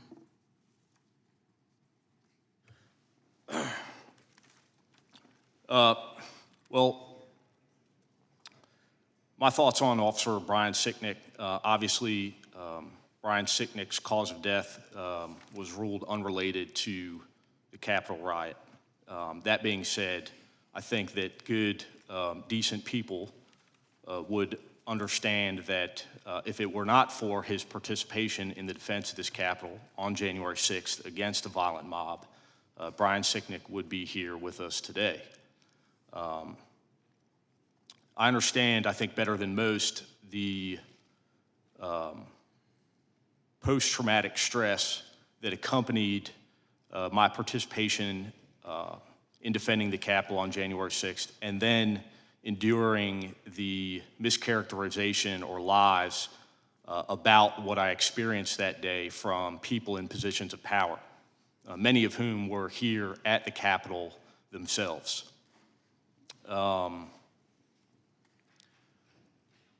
I understand what brought many officers to taking their own lives, and I certainly attribute their actions to their participation in defense of the U.S. Capitol on January 6th. Thank you. Mr. Chairman and my Republican colleagues, once again, I ask that you stop trivializing the violent assault the entire world saw that day, both to our democracy and to our law enforcement. And please do not cavalierly discard financial information as a law enforcement tool to prevent the next January 6th. The necessity of making this tool for law enforcement is even more imperative considering the presidential candidate you support all but promises yet another assault, violent or otherwise, on our sacred democracy. And I yield back. Gentlelady Mr. Chairman, before you go to the next member, if I can ask again for a unanimous consent request. Without objection. I ask unanimous consent to enter into the record the FBI's situation report sent to financial institutions on January 13, 2021, which explains in the middle of page 2 the exact kind of threats that the FBI was trying to prevent leading up to the inauguration that day. These were threats to murder members of Congress and start a shooting at the inauguration, the exact type of threats the FBI is responsible for investigating. And I quote, on 8 January, information was received regarding a video posted on an identified website encouraging people to kill senators and Congress members. The poster of the video was identified via social media exploitation. The video was threatening violence in Washington, D.C. on Inauguration Day and advised people to bring guns. Without objection. We want the FBI to do their job. We just want them to do it in a way consistent with the Constitution. With that, I recognize the gentlelady from New York. Thank you, Mr. Chairman. Mr. Knight, thank you for your testimony today. In 2022, gun ban activists, amalgamated bank, and far-left politicians pushed for the creation of an unconstitutional merchant category code to be assigned to firearms retailers to identify, quote, suspect purchases and report purchasing patterns to law enforcement, a clear unconstitutional infringement on Second Amendment rights, and a clear backdoor to a gun registry. In fact, failed New York Attorney General Tish James specifically mentioned the importance of labeling gun and ammunition sales as a way to indicate an imminent crime. Since then, some states have banned the code, while states like California have mandated it to surveil Americans' purchases. This is why I introduced the Protecting Privacy in Purchases Act with Congressman Barr and Hudson to put a stop to this code and protect law-abiding Americans from this infringing unconstitutional overreach. Can you explain how does this code threaten Americans' privacy and constitutional rights? Thank you very much. This code, and if we were to do similar codes for other sensitive issues, risks creating a raft of false positives where individuals who are potentially engaging in Second Amendment activity, because it's important to know that the MCC doesn't tell you what people buy, it just tells you where they buy it. right, will be reported to the government as potentially suspicious for no real basis, or at least not a basis that is likely to be reasonable. And that's going to create a database that is available that could be searched later. One of the dangerous things about this financial database is that, or these financial records, is that they're retrospective. And even perhaps just as bad is that there's precious little reason to believe it would be effective at its stated goal for a host of reasons I can get into if you want. Yes, please expand. Okay, so the problem here is that you won't know what someone buys. You're expecting banks to correctly identify what is really a hallmark of violence. You're expecting them to report it promptly. You're expecting law enforcement to then act on it promptly and effectively. And so I'd like to point to, I don't know if they'd like me pointing to it, but Guns Down America has a report that advocates the MCC, but if you look at the examples they point to as possible examples where this could have helped, it's hard to believe they would, either because there's such a short time frame, 12 days. There's a reason to believe, I don't see why we believe that 12 days would be enough time for law enforcement to act on it, because we don't know how fast it takes the government to use any SARS, or it's hard to actually differentiate suspicious activity from legitimate activity. Rather, they look at cases and then work backwards. So we don't know what the denominator is. We don't know how many false positives there will be. Also, in the recent report, when we look at the key bank methodology, it's very, very broad. It's very over-inclusive. And its thresholds are such that it's far more than you need to spend to commit a horrible act of violence, but less than you'd spend to get a good hunting rifle and scope. And so how confident should we be that we're going to actually get more noise or signal than noise? I don't believe we should be. Given how little we know about how SARS are treated as is, I think we should be deeply skeptical. And do you believe this is a backdoor to a gun registry? I believe I believe some of its supporters view it as a backdoor to discourage firearms purchases. Well, in my district in upstate New York, and Americans across this country are proud to stand up for our constitutional rights and understand this is an infringement on our constitutional rights. Why is my bill so important? What's his point? Well, ma'am, I think that efforts to restrict the collection of data at the bank level are the best option we have currently, because under current law, unless we can reform the BSA, once the bank has that data, government has that data. So preventing the collection at the bank level is your first best option. Thank you very much. I yield back. The gentleman from Texas is recognized. Thank you, Mr. Chairman. I'm going to yield my time to the ranking member, but I just wanted to say to Officer Fanone, I was on the House floor on January 6th. We haven't had a chance to talk, but I know you have kids. My wife is at home with our son Jordan, who wasn't yet 2. She was 7 months pregnant. And thanks to your bravery, the bravery of your colleagues, and of true patriots who defended this Capitol, I believe I got to meet my son Cameron. So I want to thank you for your service. Thank you for your bravery. I'm sorry that you've had to endure so much of this personal attacks to try and undermine what you actually did that day. But I want you to know that people all across this country know what you did, respect you, and appreciate your service. So thank you. I yield to the ranking member. Thank you very much, Mr. Allred. I believe we all share those sentiments. I want to say that this is not a partisan issue. I heard it said that January 6th is a partisan issue. I just want to read something. A mob was assaulting the Capitol in his name. These criminals were carrying his banners, hanging his flags, and screaming their loyalty to him. It was obvious that only President Trump could end this. Former aides publicly begged him to do so. Loyal allies frantically called the administration. But the president did not act swiftly. He did not do his job. He didn't take steps so federal law could be faithfully executed and order restored. Instead, according to public reports, he watched television happily as the chaos unfolded. He kept pressing his scheme to overturn the election. Even after it was clear to any reasonable observer that Vice President Pence was in danger, even as the mob carrying Trump banners were beating cops and breaching perimeters, the president sent a further tweet attacking his vice president. Predictably and foreseeably under the circumstances, members of the mob seems to interpret this as a further inspiration to lawlessness and violence. That was the Senate Republican leader, Mitch McConnell. This is not partisan. And the reason we kept saying this is about January 6th is because it is about January 6th. They're trying to expand the scope of what the FBI was trying to do.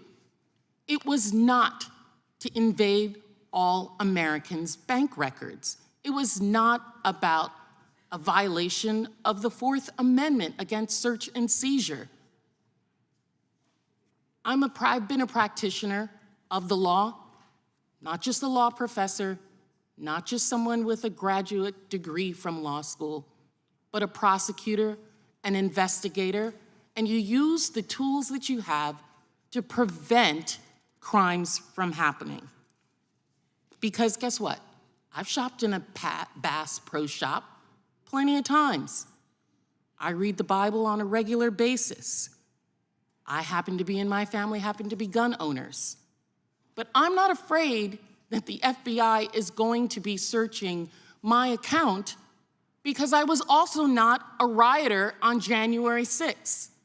And I did not purchase a gun in the last 6 months before the inauguration and make plans to come back to attempt to again stop the free and fair election of our government.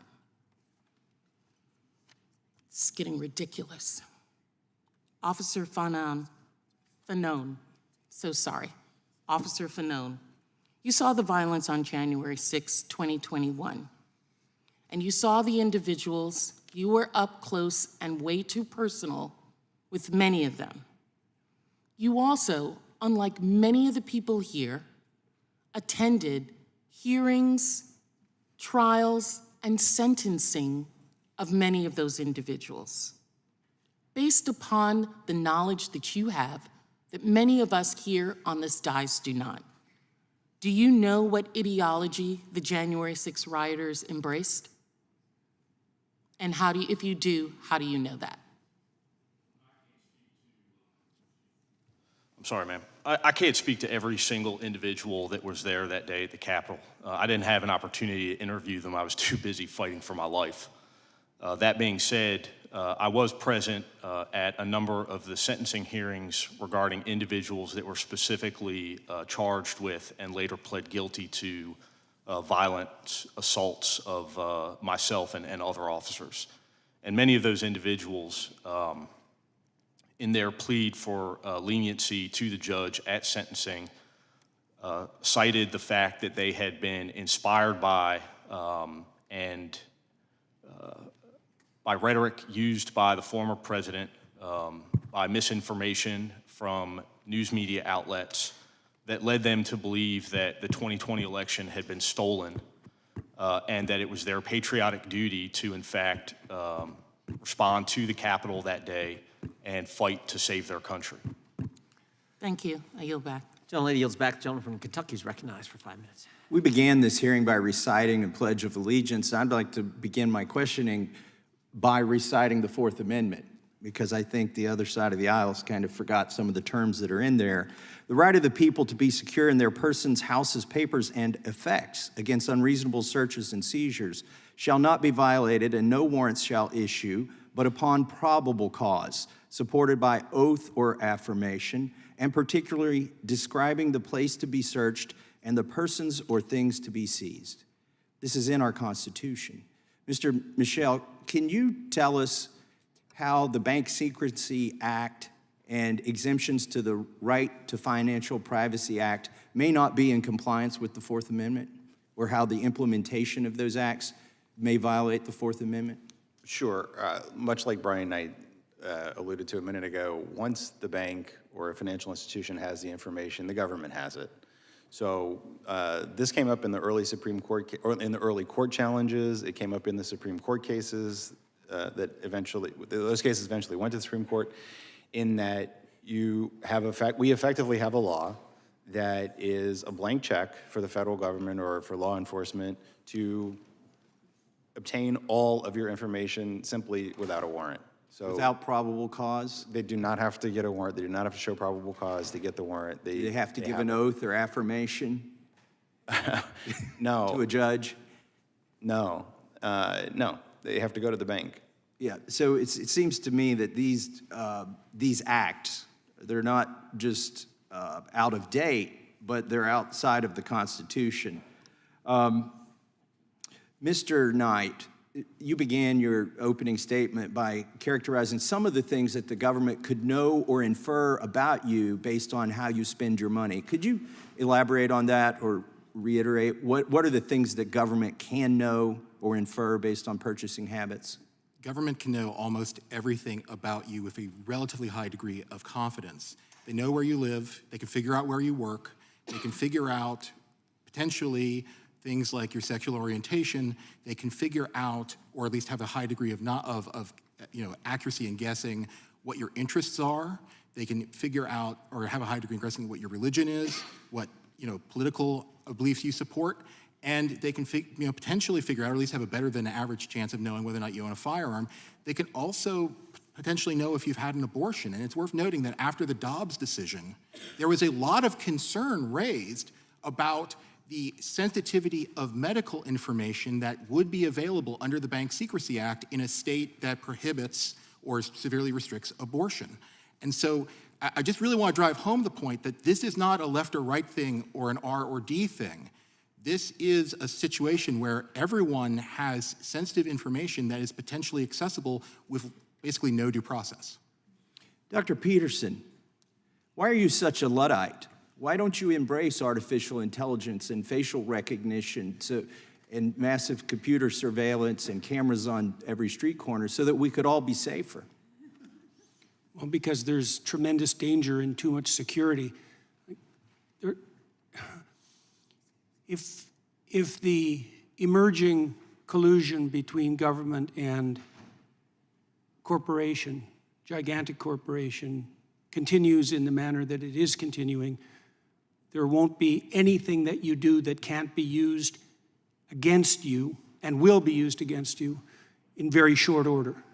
And the concerns that are expressed here about the local consequences of that, let's say with regards to January 6th, seem to me to fail to take into account the much broader threat that lurks underneath that everyone should be attending to.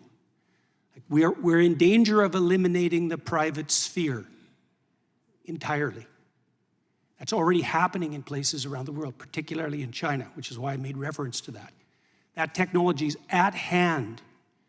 And it appears as though both giant governments and giant corporations are utilizing it in every way that they can manage. And it's often motivated by the claim that that's forestalling an immediate proximal threat, right?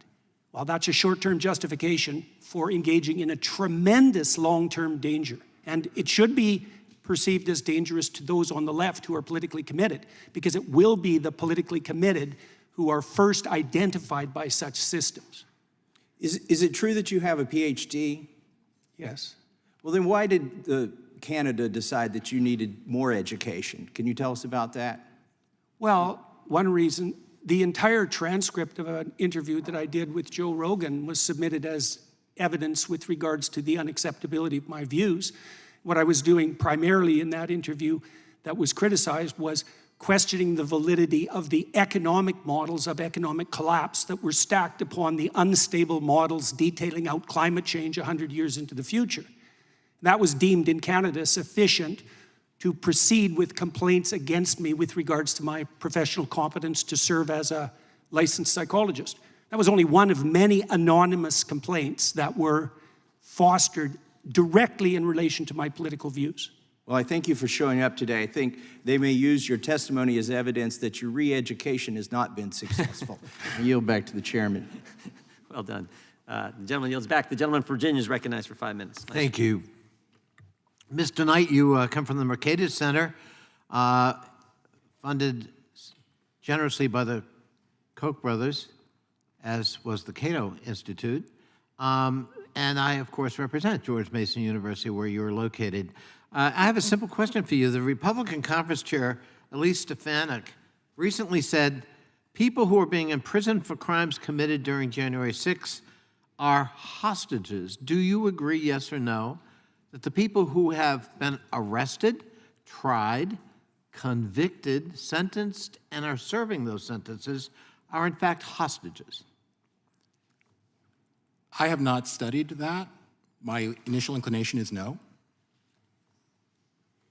And if I can elaborate, I have not read all the transcripts of all the convictions, but I will assume the answer is no. Thank you.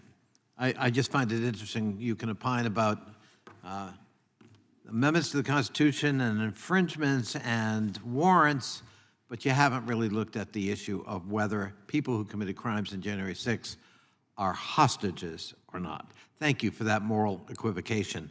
Officer Fanon, maybe you don't want to equivocate. What do you think? I mean, I'm listening to my colleagues, I'm listening to this testimony, and apparently you got it wrong. On January 6th, there were peaceful citizens simply protesting on behalf of their First, Second, and Fourth Amendment rights, carrying Bibles, who had just assembled peacefully to express themselves here in the Capitol. Isn't that what you encountered on January 6th? That couldn't be further from the truth. I mean, my encounter was brutal, it was violent. It involved a number of individuals restraining me, beating me, at least one individual, while I was being restrained, beaten, subjecting me to electroshock from a taser device on my neck, all the while resulting in injuries I sustained as a traumatic brain injury as well as a heart attack. So, Mr. Tedesco talked about, among other things, law enforcement running roughshod over citizens simply expressing their First and Second Amendment rights. I had the impression that law enforcement that day apparently was violently seizing Bibles of good Christians who were simply trying to exercise their faith because we were targeting them for their faith. Is that what happened on January 6th? Listen, I responded to the Capitol that day for no other purpose than to assist fellow officers who were calling out for help.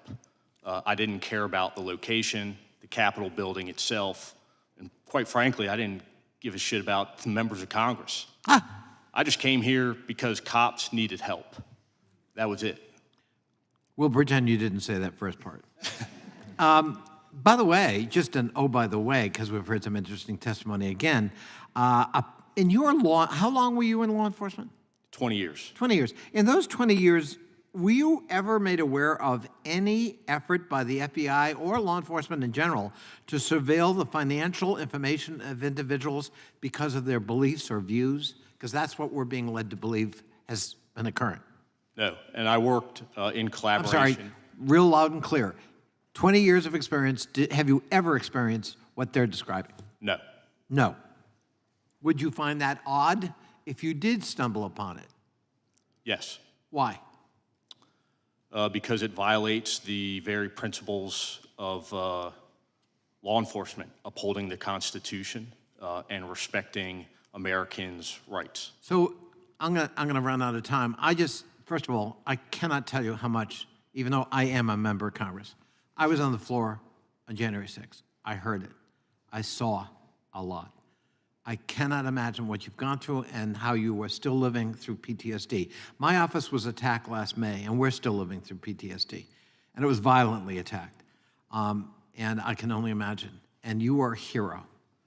And, no matter what the attempts may be of some to minimize, diminish, or even fabricate what really happened on January 6th, I assure you, there are a number of us who will continue to fight for the truth to make sure the American people know exactly what happened and that we won't equivocate about whether criminals who are justifiably in jail for their crimes that day are not hostages. They're criminals. They violated the law. And I cannot think of a more significant breach of the Constitution than a violent attempt to prevent the free exercise of an election being counted here in the Capitol.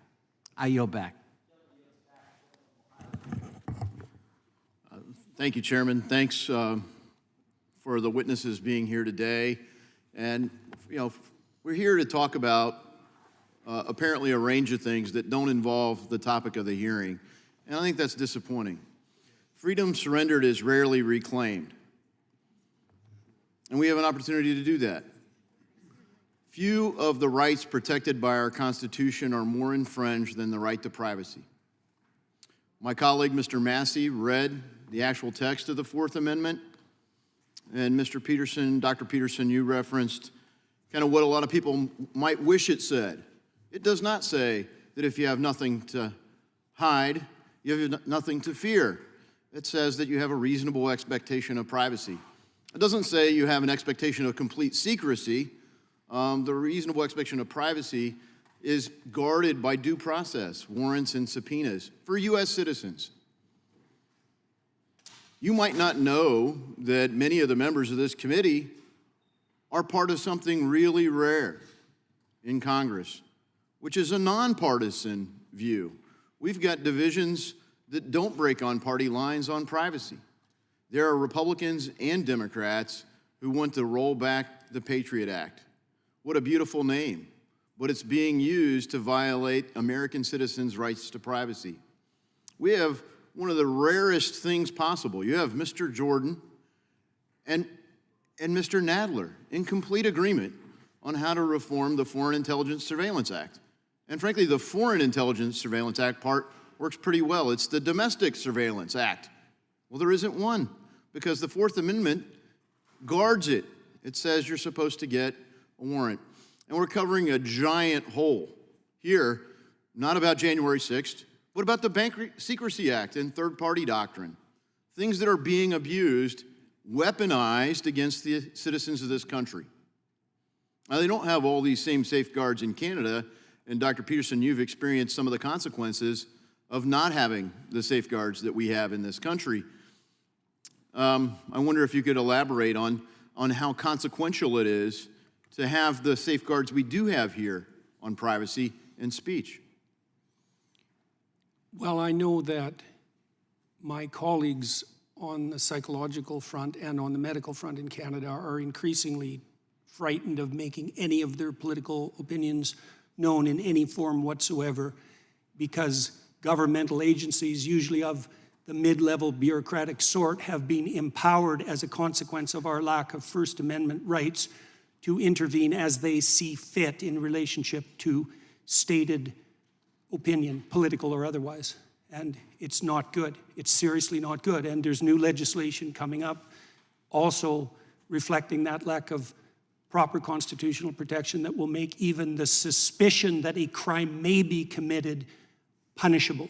That's Bill C-63, which is pending before the Canadian These are dangerous House. ideas, and I appreciate that you highlighted how China's using it. And frankly, there are people in the United States pushing for a central bank digital currency that at the core is a violation of privacy. It is really the one ring to rule them all. It is a massive amount of coercive power, and at the root of it is the surveillance capability. And a lot of that, Mr. Knight, you've highlighted with the consequences of the Bank Secrecy Act.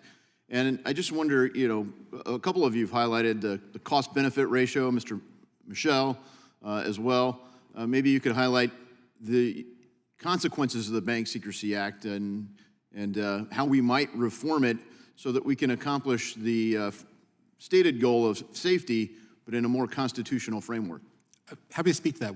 I think what we've seen in this hearing is that one of the big consequences is that people blur the distinction between not being able to access information or being able to access information subject to due process.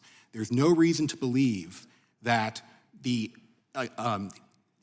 convictions obtained after January 6th would be impossible without getting a warrant or information subject to one of the exceptions to the warrant provision for exigent circumstances.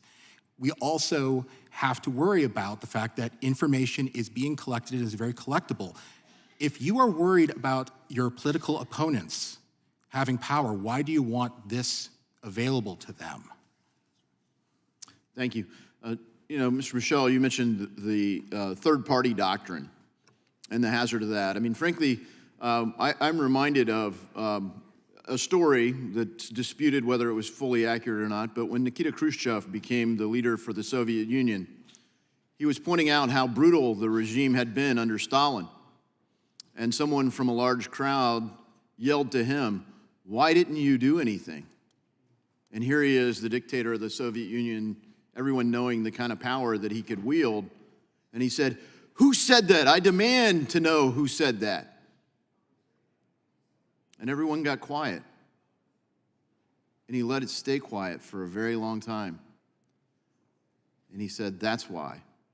Because you know the coercive power of the state." Now, I would submit that the police state powers that have existed in previous eras of history are minor compared to the capabilities that we have. When you link that to the consequences of the unmitigated third-party doctrine, can you lay out for us what's at stake? Well, it literally means that anytime you engage in any commercial transaction, you are effectively saying, okay, I don't have due process anymore, which is rather insane. It turns the concept completely on its head that we all have due process. So I think we have a really incredible burden to produce legislation that does reclaim the freedom that has been surrendered. And I hope we continue to work together in a bipartisan fashion to deliver that reform. I yield back. Gentleman yields back. I have a Unanimous consent from... Mr. Chairman, I have a unanimous consent request entitled, this is an FBI liaison information report entitled Domestic Violent Extremists Emboldened in Aftermath of Capitol Breach. It cites online rhetoric regarding the 20 January presidential inauguration, with some calling for unspecified justice for the January 6th shooting by law enforcement of an individual at the Capitol building, and another positing that, quote, many armed individuals would return on 19 January according to open source reporting. Without objection. Thank you. Gentleman from California is recognized. Thank you, Mr. Chairman. Oh, hey, just hold 1 second, if you could. We'll stop your time. I should have mentioned, if any of you need a break, just let us know. If you have to run to the restroom or anything like, just let us know. We've been going at this 2 hours. We've probably got a half hour to go if you can find, but if you need a break, just let us know and we'll go there. I apologize. Gentleman's recognized. No problem, Mr. Chairman. It's unfortunate that this hearing is tended to focus on January 6th and the inaugural that followed 2 weeks later, because there is a legitimate question about the gathering of information, mostly by private sector, businesses and the like, and then the government accessing that information. It's a worldwide phenomena, and it is something that we should be focusing on. Unfortunately, what's happened here in this hearing is that we've taken the January 6th issue, the insurrection, the violence, the harm that came to Officer Fallon and others, and morphed it into a larger question of our civil liberties. That's unfortunate. But here we are, using this hearing to somehow degrade the violence and the insurrection itself and the ultimate effort to destroy our democracy. So I think we have to stay with that a few seconds. Officer Fallon, just a couple of questions I want to get clear. Do you have the number of insurrectionists, rioters that have been charged and found guilty? Correct. Do you know that the number is, I think, over 1,100? That's my understanding, close to 1,200. In this process, was any information developed that indicated there might be future violence, for example, at the inaugural? Yes, that's my understanding from speaking to those involved in the investigation. Do any of the witnesses disagree with that? Okay. Then based on this, is it reasonable for the federal government, FBI, and other agencies to investigate certain individuals in an effort to prevent future violence? Is that a reasonable thing for the government to do? Again, I don't only think it's reasonable, I think that it's a requirement. Now, do any of you disagree that it would be reasonable for the federal government to investigate those who were involved and the threats that there might be future violence. Is that something that the FBI and others should do? I would disagree with that to some degree. It depends on how they do it. Because Thank you. Point well made. Not going to. okay, yeah. So the notion of continued investigation based upon information received as a result of the conviction and investigations of those that were involved in the insurrection, the rioting, would be reasonable. So now we get down to the point, and this is where this hearing really got off track. And it's unfortunate to equate this issue of our personal civil liberties and privacies with the January 6th insurrection. We need to divide these two issues. There's no doubt we had an insurrection. There's no doubt we had a riot. There's no doubt that Officer Fallon, you were injured along with 140 other officers. The film that was shown earlier clearly demonstrates that, and your own testimony. We thank you for your work that day. I think I agree with Mr. Conley. You may not think it important to protect us, but we certainly thought, and we thank you for having done so. But the reality is that it was an extraordinary, serious event in America's history. It was the single largest assault on police ever in the history of this nation. Now, based upon that, where do we go? Put that over here. And then, Mr. Chairman, if you would, put all of that aside and stop trying to protect Mr. Trump or anybody else that was involved in that riot, in that insurrection, and let's get down to the issue of protecting our civil liberties. There are multiple examples that could be used and evidence that could be used to get to that point. Some of it presented by the witnesses today, unfortunately wrapped up in the January 6th and the insurrection and the subsequent question of the inaugural. I do note, as I drove here this morning, that a new fence has been put around the Capitol building. Now, this speaks to all of our safety. And why is it that in America today we have the need for a new 7-foot-high fence around the Capitol on the day that the President arrives to give his State of the Union? So I think I'll just leave it there with the seconds left. And Mr. Chairman, if you would put aside your desire to go after and protect the President and get down to the issues that are really critically important for all of us, I would appreciate it. And I think this country would also. Gentleman yields back. Gentlelady from Wyoming is recognized for 5 minutes. Thank you, Mr. Chairman. We've been focusing on how technological platforms and advancement further fuels the weaponization of the federal government in collaboration with big corporations against the American people. At least that was the intent of this hearing, and it is the intent of the folks on this side of the aisle. Today, it is how developments in financial technology have aided the surveillance of the American people. And during our last hearing, we focused on how AI is expanding the monitoring and suppression of speech. Today, I want to focus on new reporting which connects the financial surveillance and AI together. Last month, journalist James O'Keefe posted a report alleging that the IRS and DOJ were utilizing AI technology to assist with the surveillance of American bank accounts. These allegations are that AI can access bank accounts and look inside those accounts versus just seeing activities in the account. This surveillance by the IRS is being done without a warrant, and it is being done in coordination with the DOJ. Just 2 months before this revelation, FinCEN informed us in staff briefings that banks were beginning to deploy AI technology in their business models. Meanwhile, we are watching Google's Gemini's failures from its politically biased model, which Google co-founder Sergey Brin called left-leaning, which I believe is pretty much the understatement of the year. In the report released by this subcommittee last night, we document how the FBI and FinCEN reported information to assist financial surveillance, which certain Americans based on strictly conservative ideas. Mr. Knight, you noted that we are limited to speak on what has been reported related to the financial surveillance regime because so little is known by the public in Congress.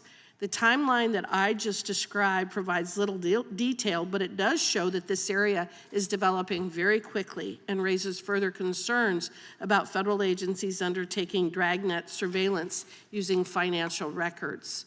Based on what we know so far about the coordination between the financial sector and federal government, does the addition of AI into this equation cause even greater concern regarding the scope and scale of financial surveillance that we can expect to occur in the future?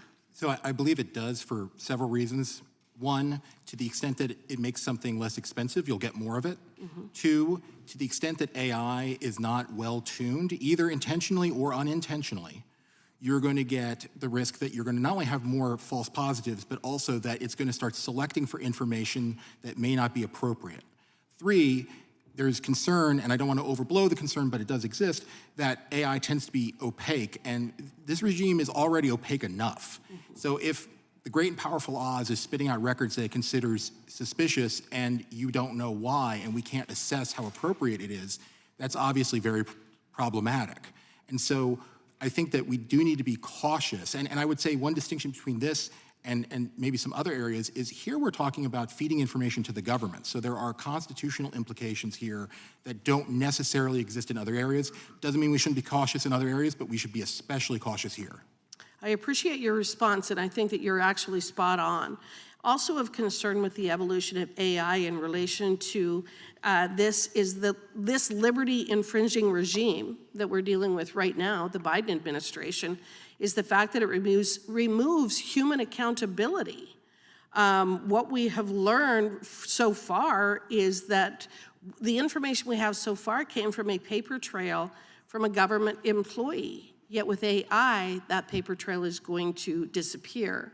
Mr. Michel, what could another layer of secrecy achieved by displacing human action with AI do to further erode our liberties and basic guarantees of privacy? Well, I mean, at first I would just caution that banks and financial institutions have been using technology at an increasing rate for a very long time, and the bigger problem is the principle. And if we guarantee due process and we guarantee that law enforcement needs a warrant to get that information, then I think that's a better place. But aside from that, yes, the better and the broader the technology allows people to reach, or the finer detail that it allows people to get, then obviously the more of it you're going to get. But I think Brian is right in that it's going to make it more efficient and less costly, so you'll get more of it. But again, the principle of the Fourth Amendment, the due process, that's what's key here. Thank you, I appreciate that. With that, I yield back. Gentlelady yields back. The gentlelady from California is recognized. Or Texas, excuse me, I'm sorry. Texas. Please, there's a huge difference. Thank you. Thank you, Mr. Chairman, and thank you to all the witnesses who are here this morning. On the morning of January 6th, I joined my colleagues in the House to certify the historic election of President Joe Biden and Vice President Kamala Harris.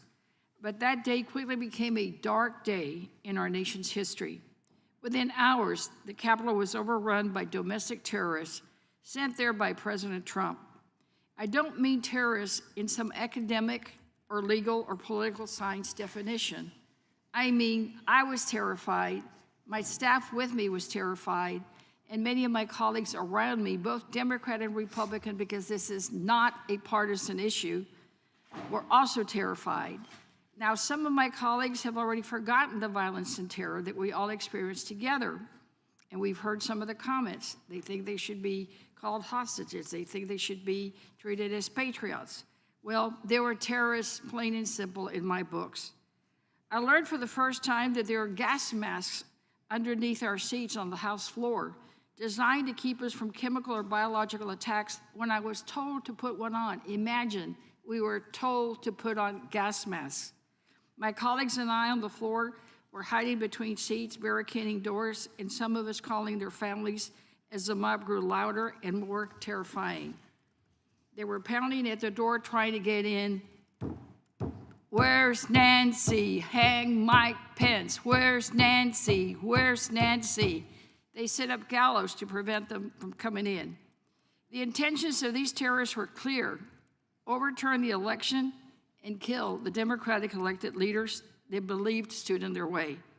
Anyone who claims this was not a terrorist attack, a violent insurrection, is simply not facing reality, and as one witness has said, they're just plain and simple lying. Even in California, they would call that lying. Despite every truth, here we are today.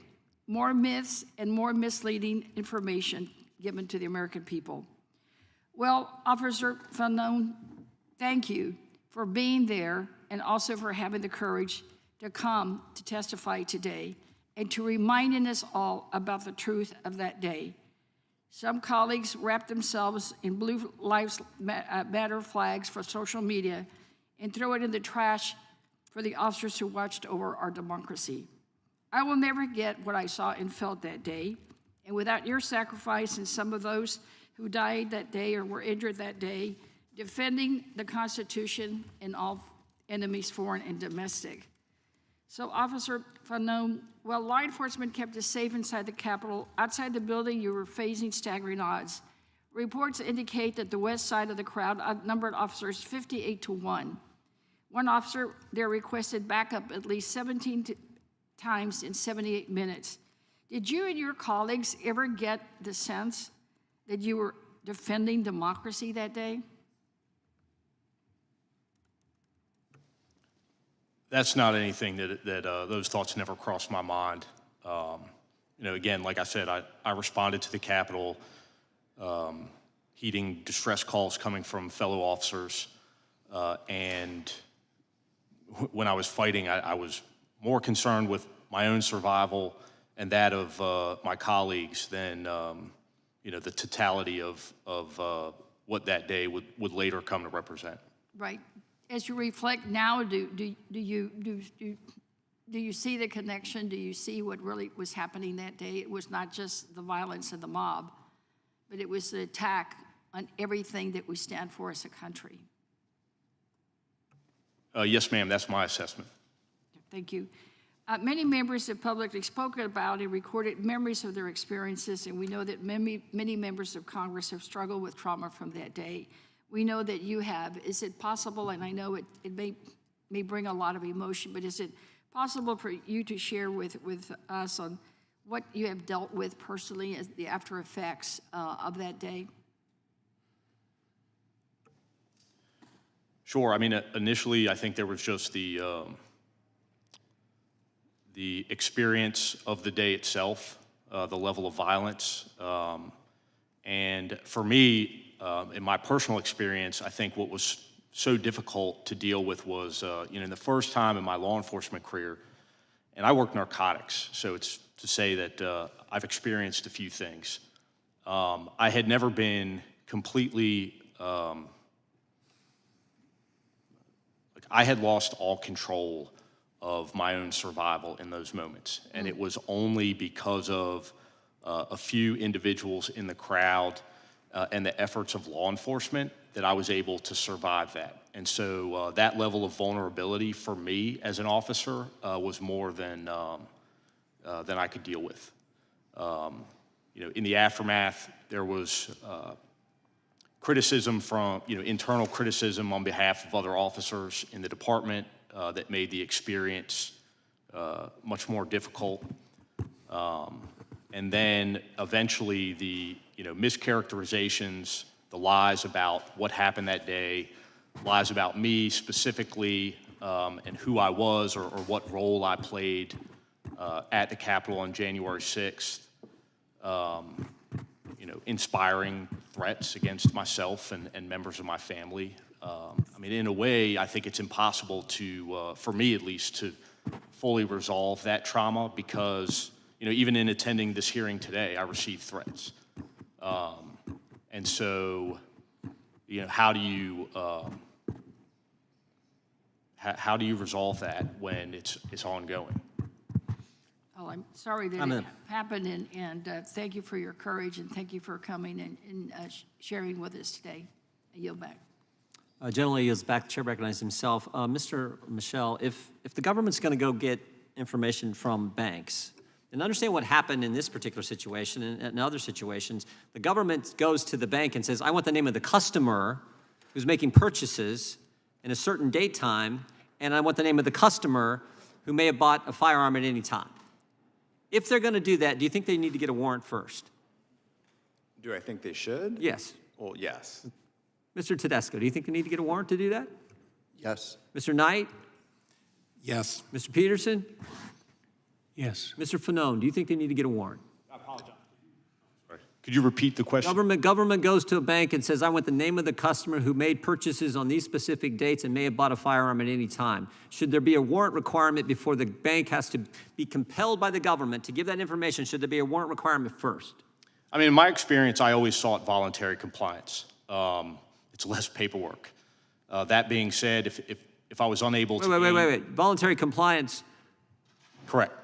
How's it voluntary? This is the third party. The bank's giving it. No, if I go to the bank and request certain information regarding an investigation that I'm I'm participating just saying in a fundamental sense, do you think there should be a warrant requirement before some financial institution hands over the name of the customer based on certain purchases they may have made? So in a general sense. Yes.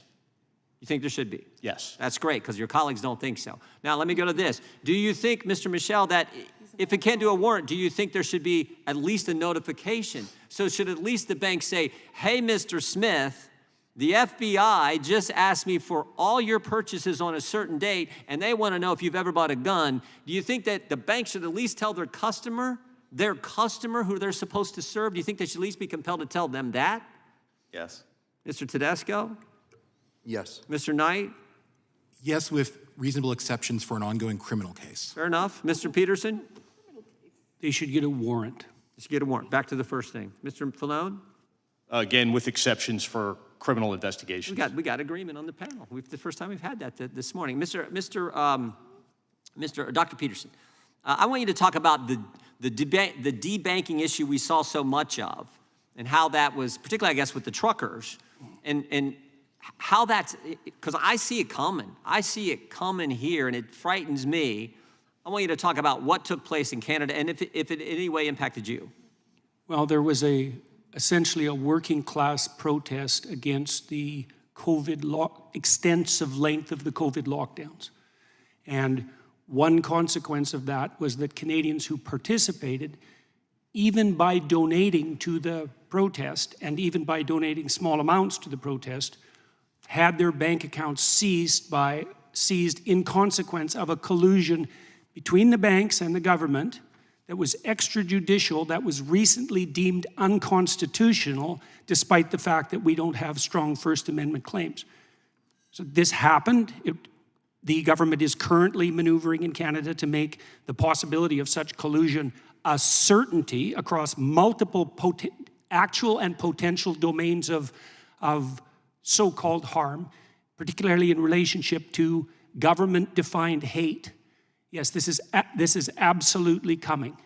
And it's facilitated by the kinds of advancements in technology that we talked about today. Yeah, we know it's coming because we've seen what do they call it? The liaison information report from the FBI to the bank saying possibly include firearm legislation, the easing of immigration status, new limits on public land, and discontent with renewed measures to mitigate the spread of COVID-19. So the very issue that these truckers were debanked in Canada is the very thing the government is saying to banks, we need to look at this as well. That single issue.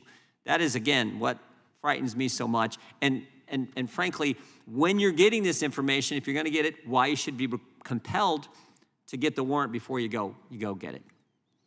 Mr. Knight, jump right in. I want to clarify one part of my answer to the second question about notification. Yep. The Right to Financial Privacy Act, I think, does a good job of this, where notification can be delayed, but the government has to go to a court and get permission to delay. I think if we're going, you shift the burden. Yeah, the burden's where it should be on the government to go get it from a court. Absolutely, and I do believe that there should be a warrant requirement, so the notification would only be delayed in that event. In this world we're now in, the full committee, as I said, I think I may have mentioned earlier, on the FISA reauthorization, we have said the same thing. If you're going to go search American citizens based on their phone number, their email address, in this haystack of information that's out there, if you're going to do that, go get a warrant. And we're having the same fight there. But it seems to me that getting a warrant, Fourth Amendment constitutional right, is how it has to be handled. My time has expired. I yield to the ranking member. Thank you very much. I thought it was very telling that Mr. Knight said that, yes, going after bank records would be inappropriate, except in a criminal investigation. Ooh, criminal investigation. That's what the FBI was doing, was involved in a criminal investigation. With a warrant, he's for it. No, not with a warrant. It's not necessary to have a warrant. Go back to criminal procedure. You don't always need a warrant when you have voluntary authorization. And everyone who opens a bank account is told when they open their bank account that the information may be disclosed to law enforcement. Now, if we want to change that rule in the consumer protection laws, then we need to do that. But until that, they have a reasonable expectation that law enforcement may disclose that information. Because once you are banking with a banking institution, that information in that record belongs to the banking institution. It doesn't solely belong to you anymore when you are using a bank in that banking institution and they have given disclosure. Now, if we want to make it an affirmative disclosure where an individual has to specifically check off the box that allows them to be aware of it when they're opening a bank, then that's something else. But you do not need a warrant. You can have voluntary disclosure because under our law presently, the banks have possession and ownership of that information. Now, the other thing that I think you have talked about is, are we worried about that? That this is only going to happen to the on conservatives?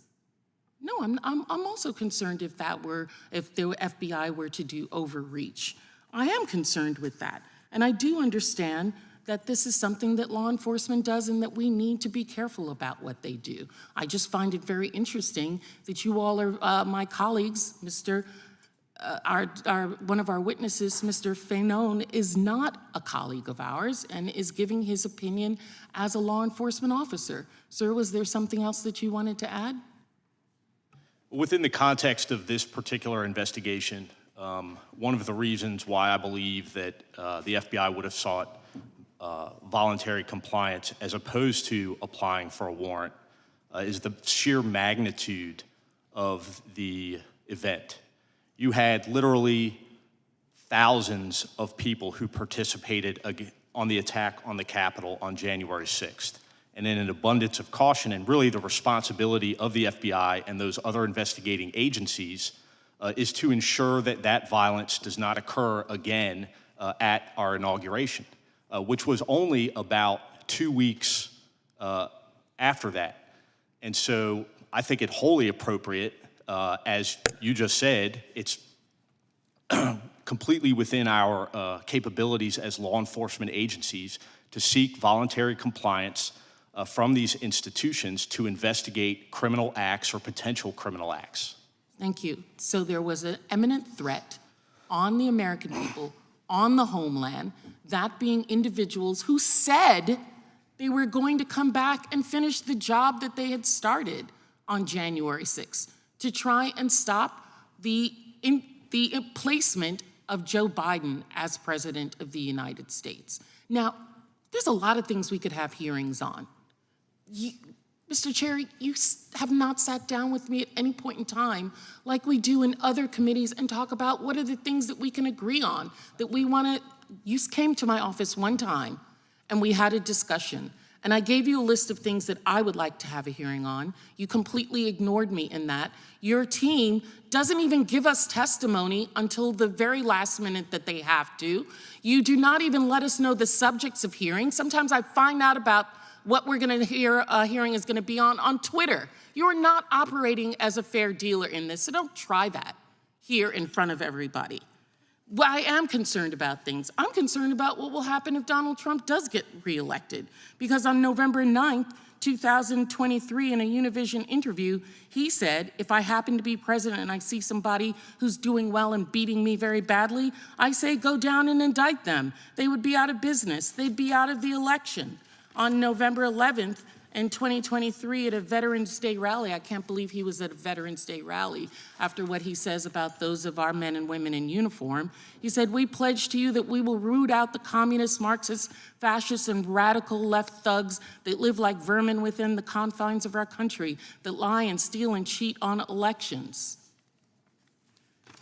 He seems to be a threat to the first, the fourth, a whole bunch of amendments, but you're not going to try and have a hearing on him in this weaponization of the federal government, which we know that Donald Trump is going to use for his own dictatorial, narcissistic, failing in business, failing in presidency, failing in life self. Gentlelady yields back. The gentleman from North Dakota is recognized. So there's a carjacking outside of 7-Eleven in downtown Washington, D.C., and the cop calls the CEO of Bank of America and says, "I need every person in your bank who's ever bought a gun anytime, anywhere." It's an ongoing criminal investigation.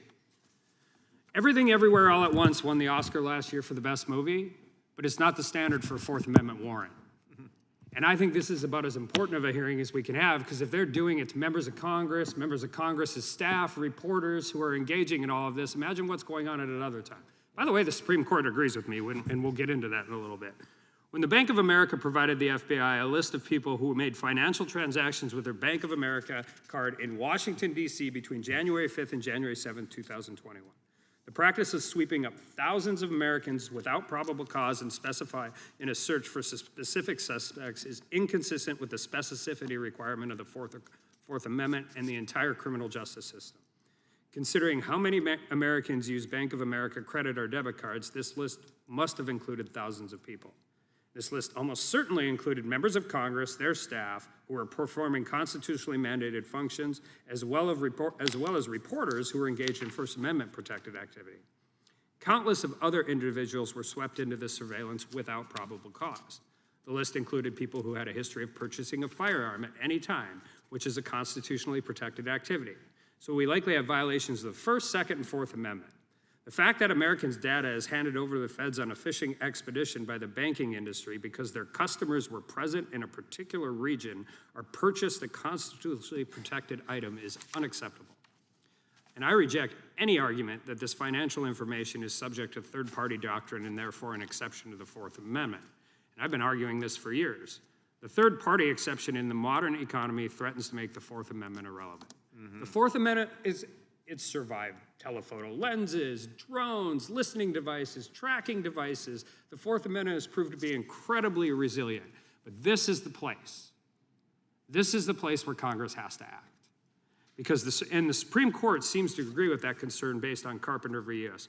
Mr. Michel, the majority opinion in Carpenter stated that the cell site location information is, quote, detailed, encyclopedic, and effortlessly compiled. Is the financial transaction data that was released here any less detailed, encyclopedic, and effortlessly compiled in relation to a Fourth Amendment legal analysis? I don't believe. Can you imagine any judge in the country who would make a probable cause finding to authorize a search warrant for all of this detailed financial information on this many people with this set of facts? No. Mr. Tedesco? No. There's also similarities with this in U.S. v. Chatry. A federal court found that a geofence warrants violate the Fourth Amendment. Geofence warrants are a practice where law enforcement seeks location data on any device within a specific time and geographic region where a crime took place. The court found that it is insufficient for law enforcement to obtain the data based solely on information that a suspect possessed a cell phone while in the general area of where a crime was committed. Beyond the court's concern with probable cause, it highlighted that no judicial review whatsoever was attained and law enforcement has unchecked discretion to seize the more intrusive data. Mr. Michel, are those the same concerning factors presented with the financial data that was turned over to the federal government in this case? Yes. Mr. Tedesco? Yes. Mr. Knight? It sounds very similar. My colleagues across the aisle have raised many concerns about broad violations of privacy of financial or technological institutions in trafficking private user data or revealing it to government authorities. In fact, during an Energy and Commerce hearing debate on comprehensive data privacy, there were several amendments to prohibit the collection of geolocation data on facilities such as Planned Parenthood that ban the transfer of that data to to law enforcement or to government authorities. And we know that the CDC was collecting data to see if people were going to church during quarantine. Church during quarantine. This conversation, how we deal with this, is the fundamental question we have to answer as we move forward. And we can talk about January 6th in the event, and we can talk about all of that, but there were thousands of innocent people that went to Bass Pro Shops in Virginia in the 2 days before and after January 6th. Doesn't matter how bad you think the event was or where it was or whatever, you cannot get a warrant on somebody for exercising their constitutional rights. And if you can't get a warrant for somebody to do it, then we have to create a situation where banks and large corporations or anybody else, or third-party data brokers, by the way, are allowed to sell that information, and law enforcement is allowed to obtain it without getting a warrant. This is a fundamental question. It's a perfect place to have it in this hearing, and it is exactly what happened in this case. And with that, I yield back. Gentleman yields back. The gentleman from New York is recognized. Thank you, Mr. Chairman. Just to follow on with my colleague from North Dakota, the notion that subpoenas are not sufficient to get information and that every ounce of evidence must be obtained by a search warrant has, of course, been repeatedly rejected by the Supreme Court over and over and over. And this hearing, the reason why, as Mr. Armstrong says, we are talking about January 6th is because, as I understand it, this hearing was initially spurred on by an FBI whistleblower who is not here testifying today.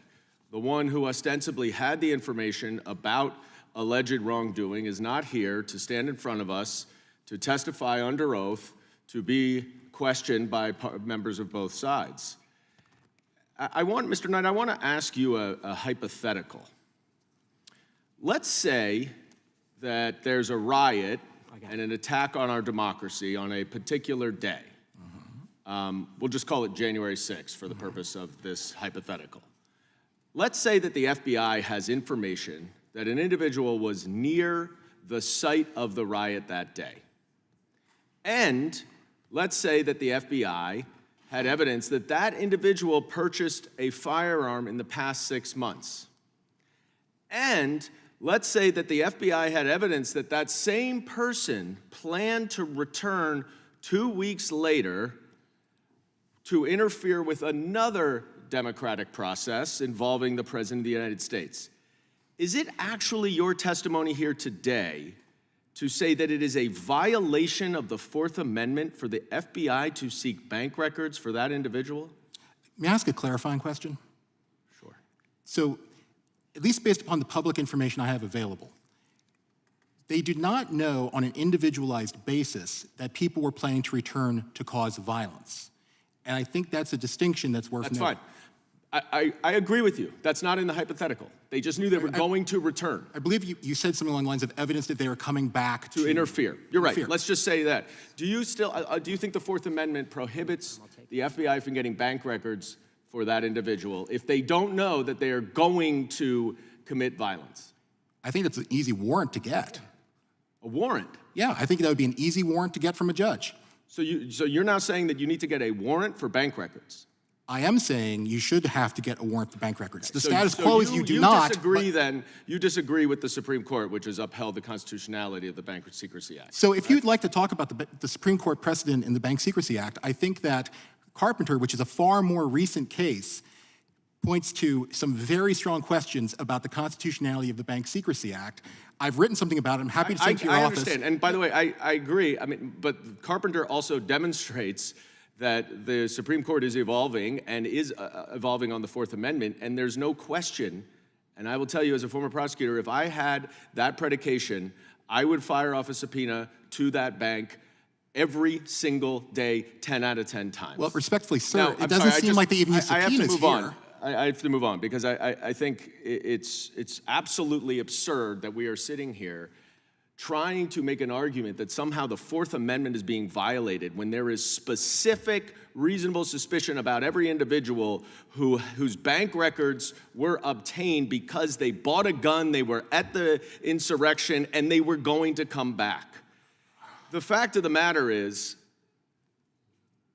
we are once again here on a completely sham rationale. There was no First Amendment or Fourth Amendment violation around January 6th. This is simply another effort to whitewash what happened on January 6th. One of the members of the committee calls those who were convicted of crimes hostages, while there are actual American hostages sitting in Gaza right now under captivity of a terrorist organization.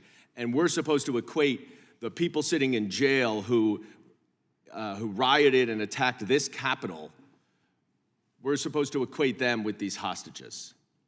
Mr. Chairman, you continually say that it used to be that both parties agreed with the First Amendment.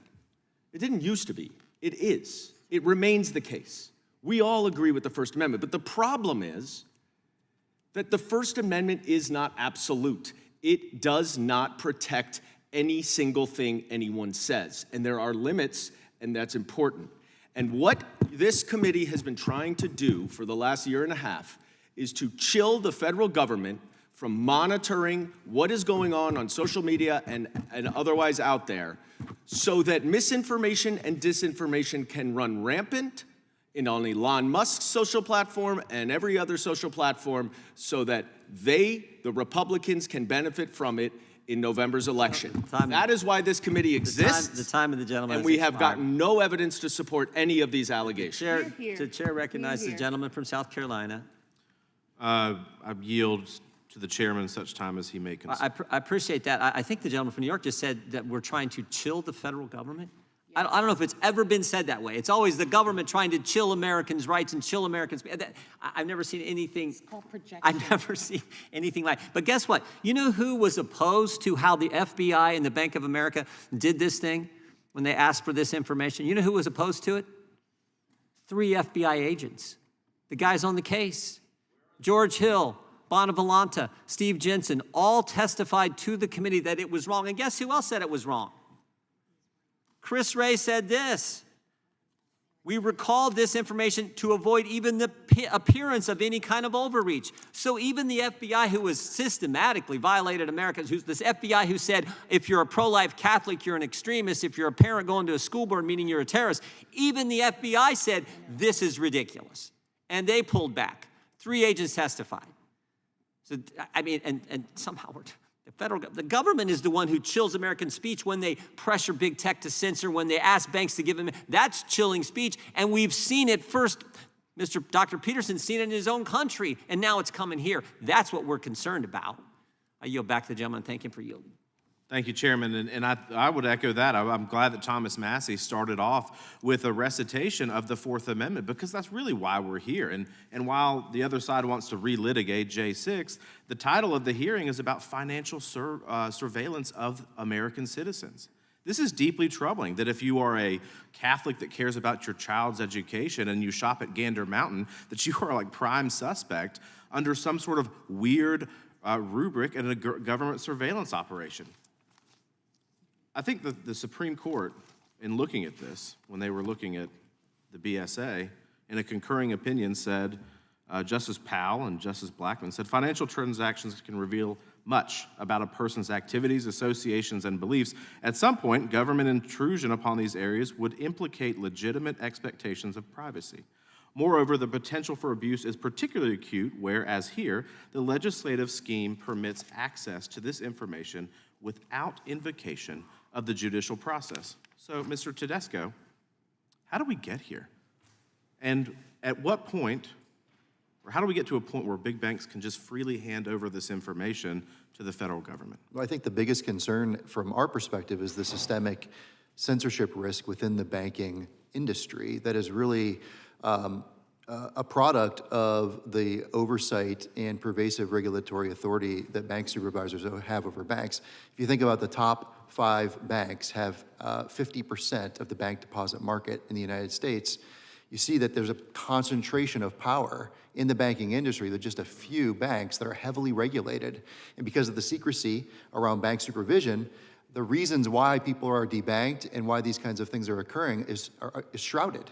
And so it's a huge problem. The censorship risk is real in the financial industry sector. Who would you consider to be the biggest victims of this surveillance operation? I think it's the American citizens, and I think it's a bipartisan issue. Some of the Democrats in this chamber and in the Senate sent letters to the big banks just a few weeks ago talking about de-risking. They call debanking de-risking. We're talking about the same thing of Arab Americans, Muslim Americans, including because of their religious donations and donations to charity. So it's a bipartisan issue, and I think we all should be concerned about it and try to work together for solutions. No, I 100% agree with you. And you know, what do you think right now under the BSA, under the current structure, what is the remedy for Americans? Well, there isn't much. There is none, There right? isn't. There is no mechanism for judicial review, right? So Americans cannot protest a bank who is ostensibly an arm of the government at this point. They cannot protest the disclosure of their financial transactions to the federal government. There's no mechanism for that, is there? That's right. And so, and obviously, they don't have any knowledge that their data was collected to begin with, do they? Yeah, I think one of the scariest things I heard at this hearing was what Mr. Michel said, once the bank has the data, the government has the data. Right. Can you hire a private security firm to search somebody's house without a warrant? I don't think so, no. No, you have to have a warrant. So what is the difference here? It's a big risk, and it needs to be fixed. So and you would articulate, let me ask you the panel this, do you think that under the current BSA or other laws that it would be wise, given where we are from a technological standpoint, do you think it would be wise to revisit the BSA or the other laws to provide that protection for Americans' privacy, sir? Well, there were some concerns expressed earlier about what might happen in the aftermath, let's say, of Donald Trump's election with regards to political belief, and anything that facilitates the collusion between government and giant corporation and enables that kind of information gathering will absolutely be used in that way. That's why I made comments earlier regarding this as a bipartisan issue. Once this capability exists, and it's being magnified now, it will be used in all directions. So the people at risk will be politically active, vocal Americans. The silent ones will remain relatively safe, but Thank you for anyone that. who speaks. And briefly, do y'all think that we should examine? We should absolutely examine it. Agree. Yes, definitely. Yes. Gentleman's time has expired. The Excuse me, gentlelady from Florida is recognized. Mr. Chair, I have a point of order. In your last statement, you said that Steve Jensen of the FBI opposed the collection of this information for banks. That's a misrepresentation of his testimony. Not an appropriate point of Jensen order. said The that the gentlelady from information was Florida not is used. recognized Would you for 5 release the minutes. transcript so that we can hear Not an exactly appropriate- what it's Mr. Jensen Not an appropriate said? point of order, and the gentlelady knows that, but she continues to try to ask Same way you a do. question that is Same not a way point of. you interject. I don't think sir. I've raised one point of order today. You interject all the The time. gentlelady from sir. Florida is recognized. All the time. Thank you, Mr. Chairman. You know, I'm actually I continue to be stunned by the big government advocates that we come across and the ones that serve in this very chamber. They're not even hiding it anymore. They're saying the quiet part out loud. They want dependency, they want control. And the total disregard for the Constitution and the oath that many of my colleagues, actually all of my colleagues, have taken and violated, it's so disturbing to me. Many people know, probably as evidenced by what is on the face of my iPad, that I detest big government and I detest big tech. The two combined have proven to be a lethal combination when it comes to liberty and freedom. Because quite frankly, we know that the MO of big tech and big financial institutions combined with big government, it's to erode and evade Americans' constitutional rights. And we're here today because of a blatant Fourth Amendment violation, where big banks colluded with big government to turn over data that didn't belong to them to target Americans, innocent Americans. Because in this country, it is still a fact that you are innocent until proven guilty, despite what everyone is trying to do and flip that around. Now, Dr. Peterson, it's good to see you again. I couldn't help but notice your reaction when my colleague was talking about the First Amendment not being absolute. And so I do want to give you the opportunity to weigh in and respond to that.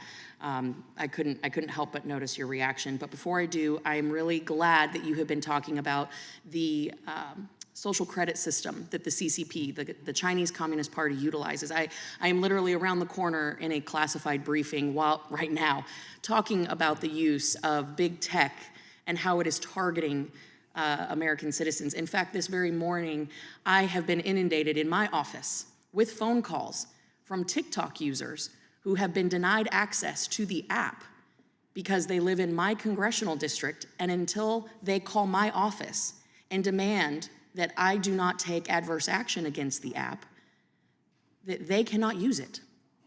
Talk about big tech directing behavior.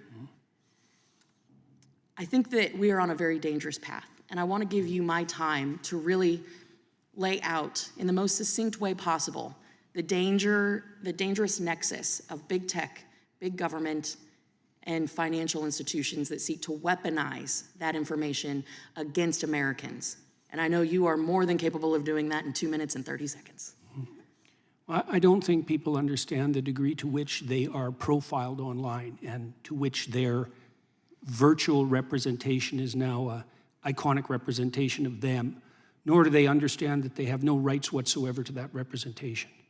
So for example, let's say we turn our information about our purchasing habits over to the bank when we open a bank account.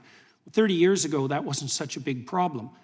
With AI systems, it's a problem that's so big you can't imagine it. I mean, I'm certain that my staff could find the data online to absolutely predict your voting patterns with 95% accuracy. You have no idea what sort of digital footprint that you're leaving behind you, and there are almost no protections for that. And so now, and you also asked about the First Amendment. Yes. Well, we have very weak free speech protections in Canada, and I can tell you that is not going well.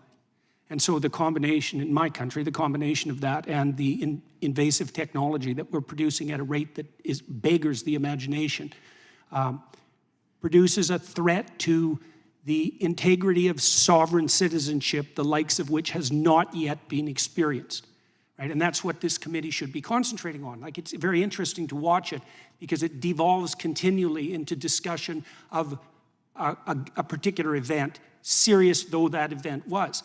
It's like, no matter how serious that event was, it pales in comparison to the potential severity of the issue that we're attempting to point to with regards to our testimony. These artificially intelligent systems can do things you can't imagine. And not only can they are and they will. And that will be abetted by the collusion between large corporations and government. And it's certainly the case that the people who stand on the left, especially with regards to their, what would you say, skepticism of large corporations, which is often perfectly warranted, should be utterly terrified about this.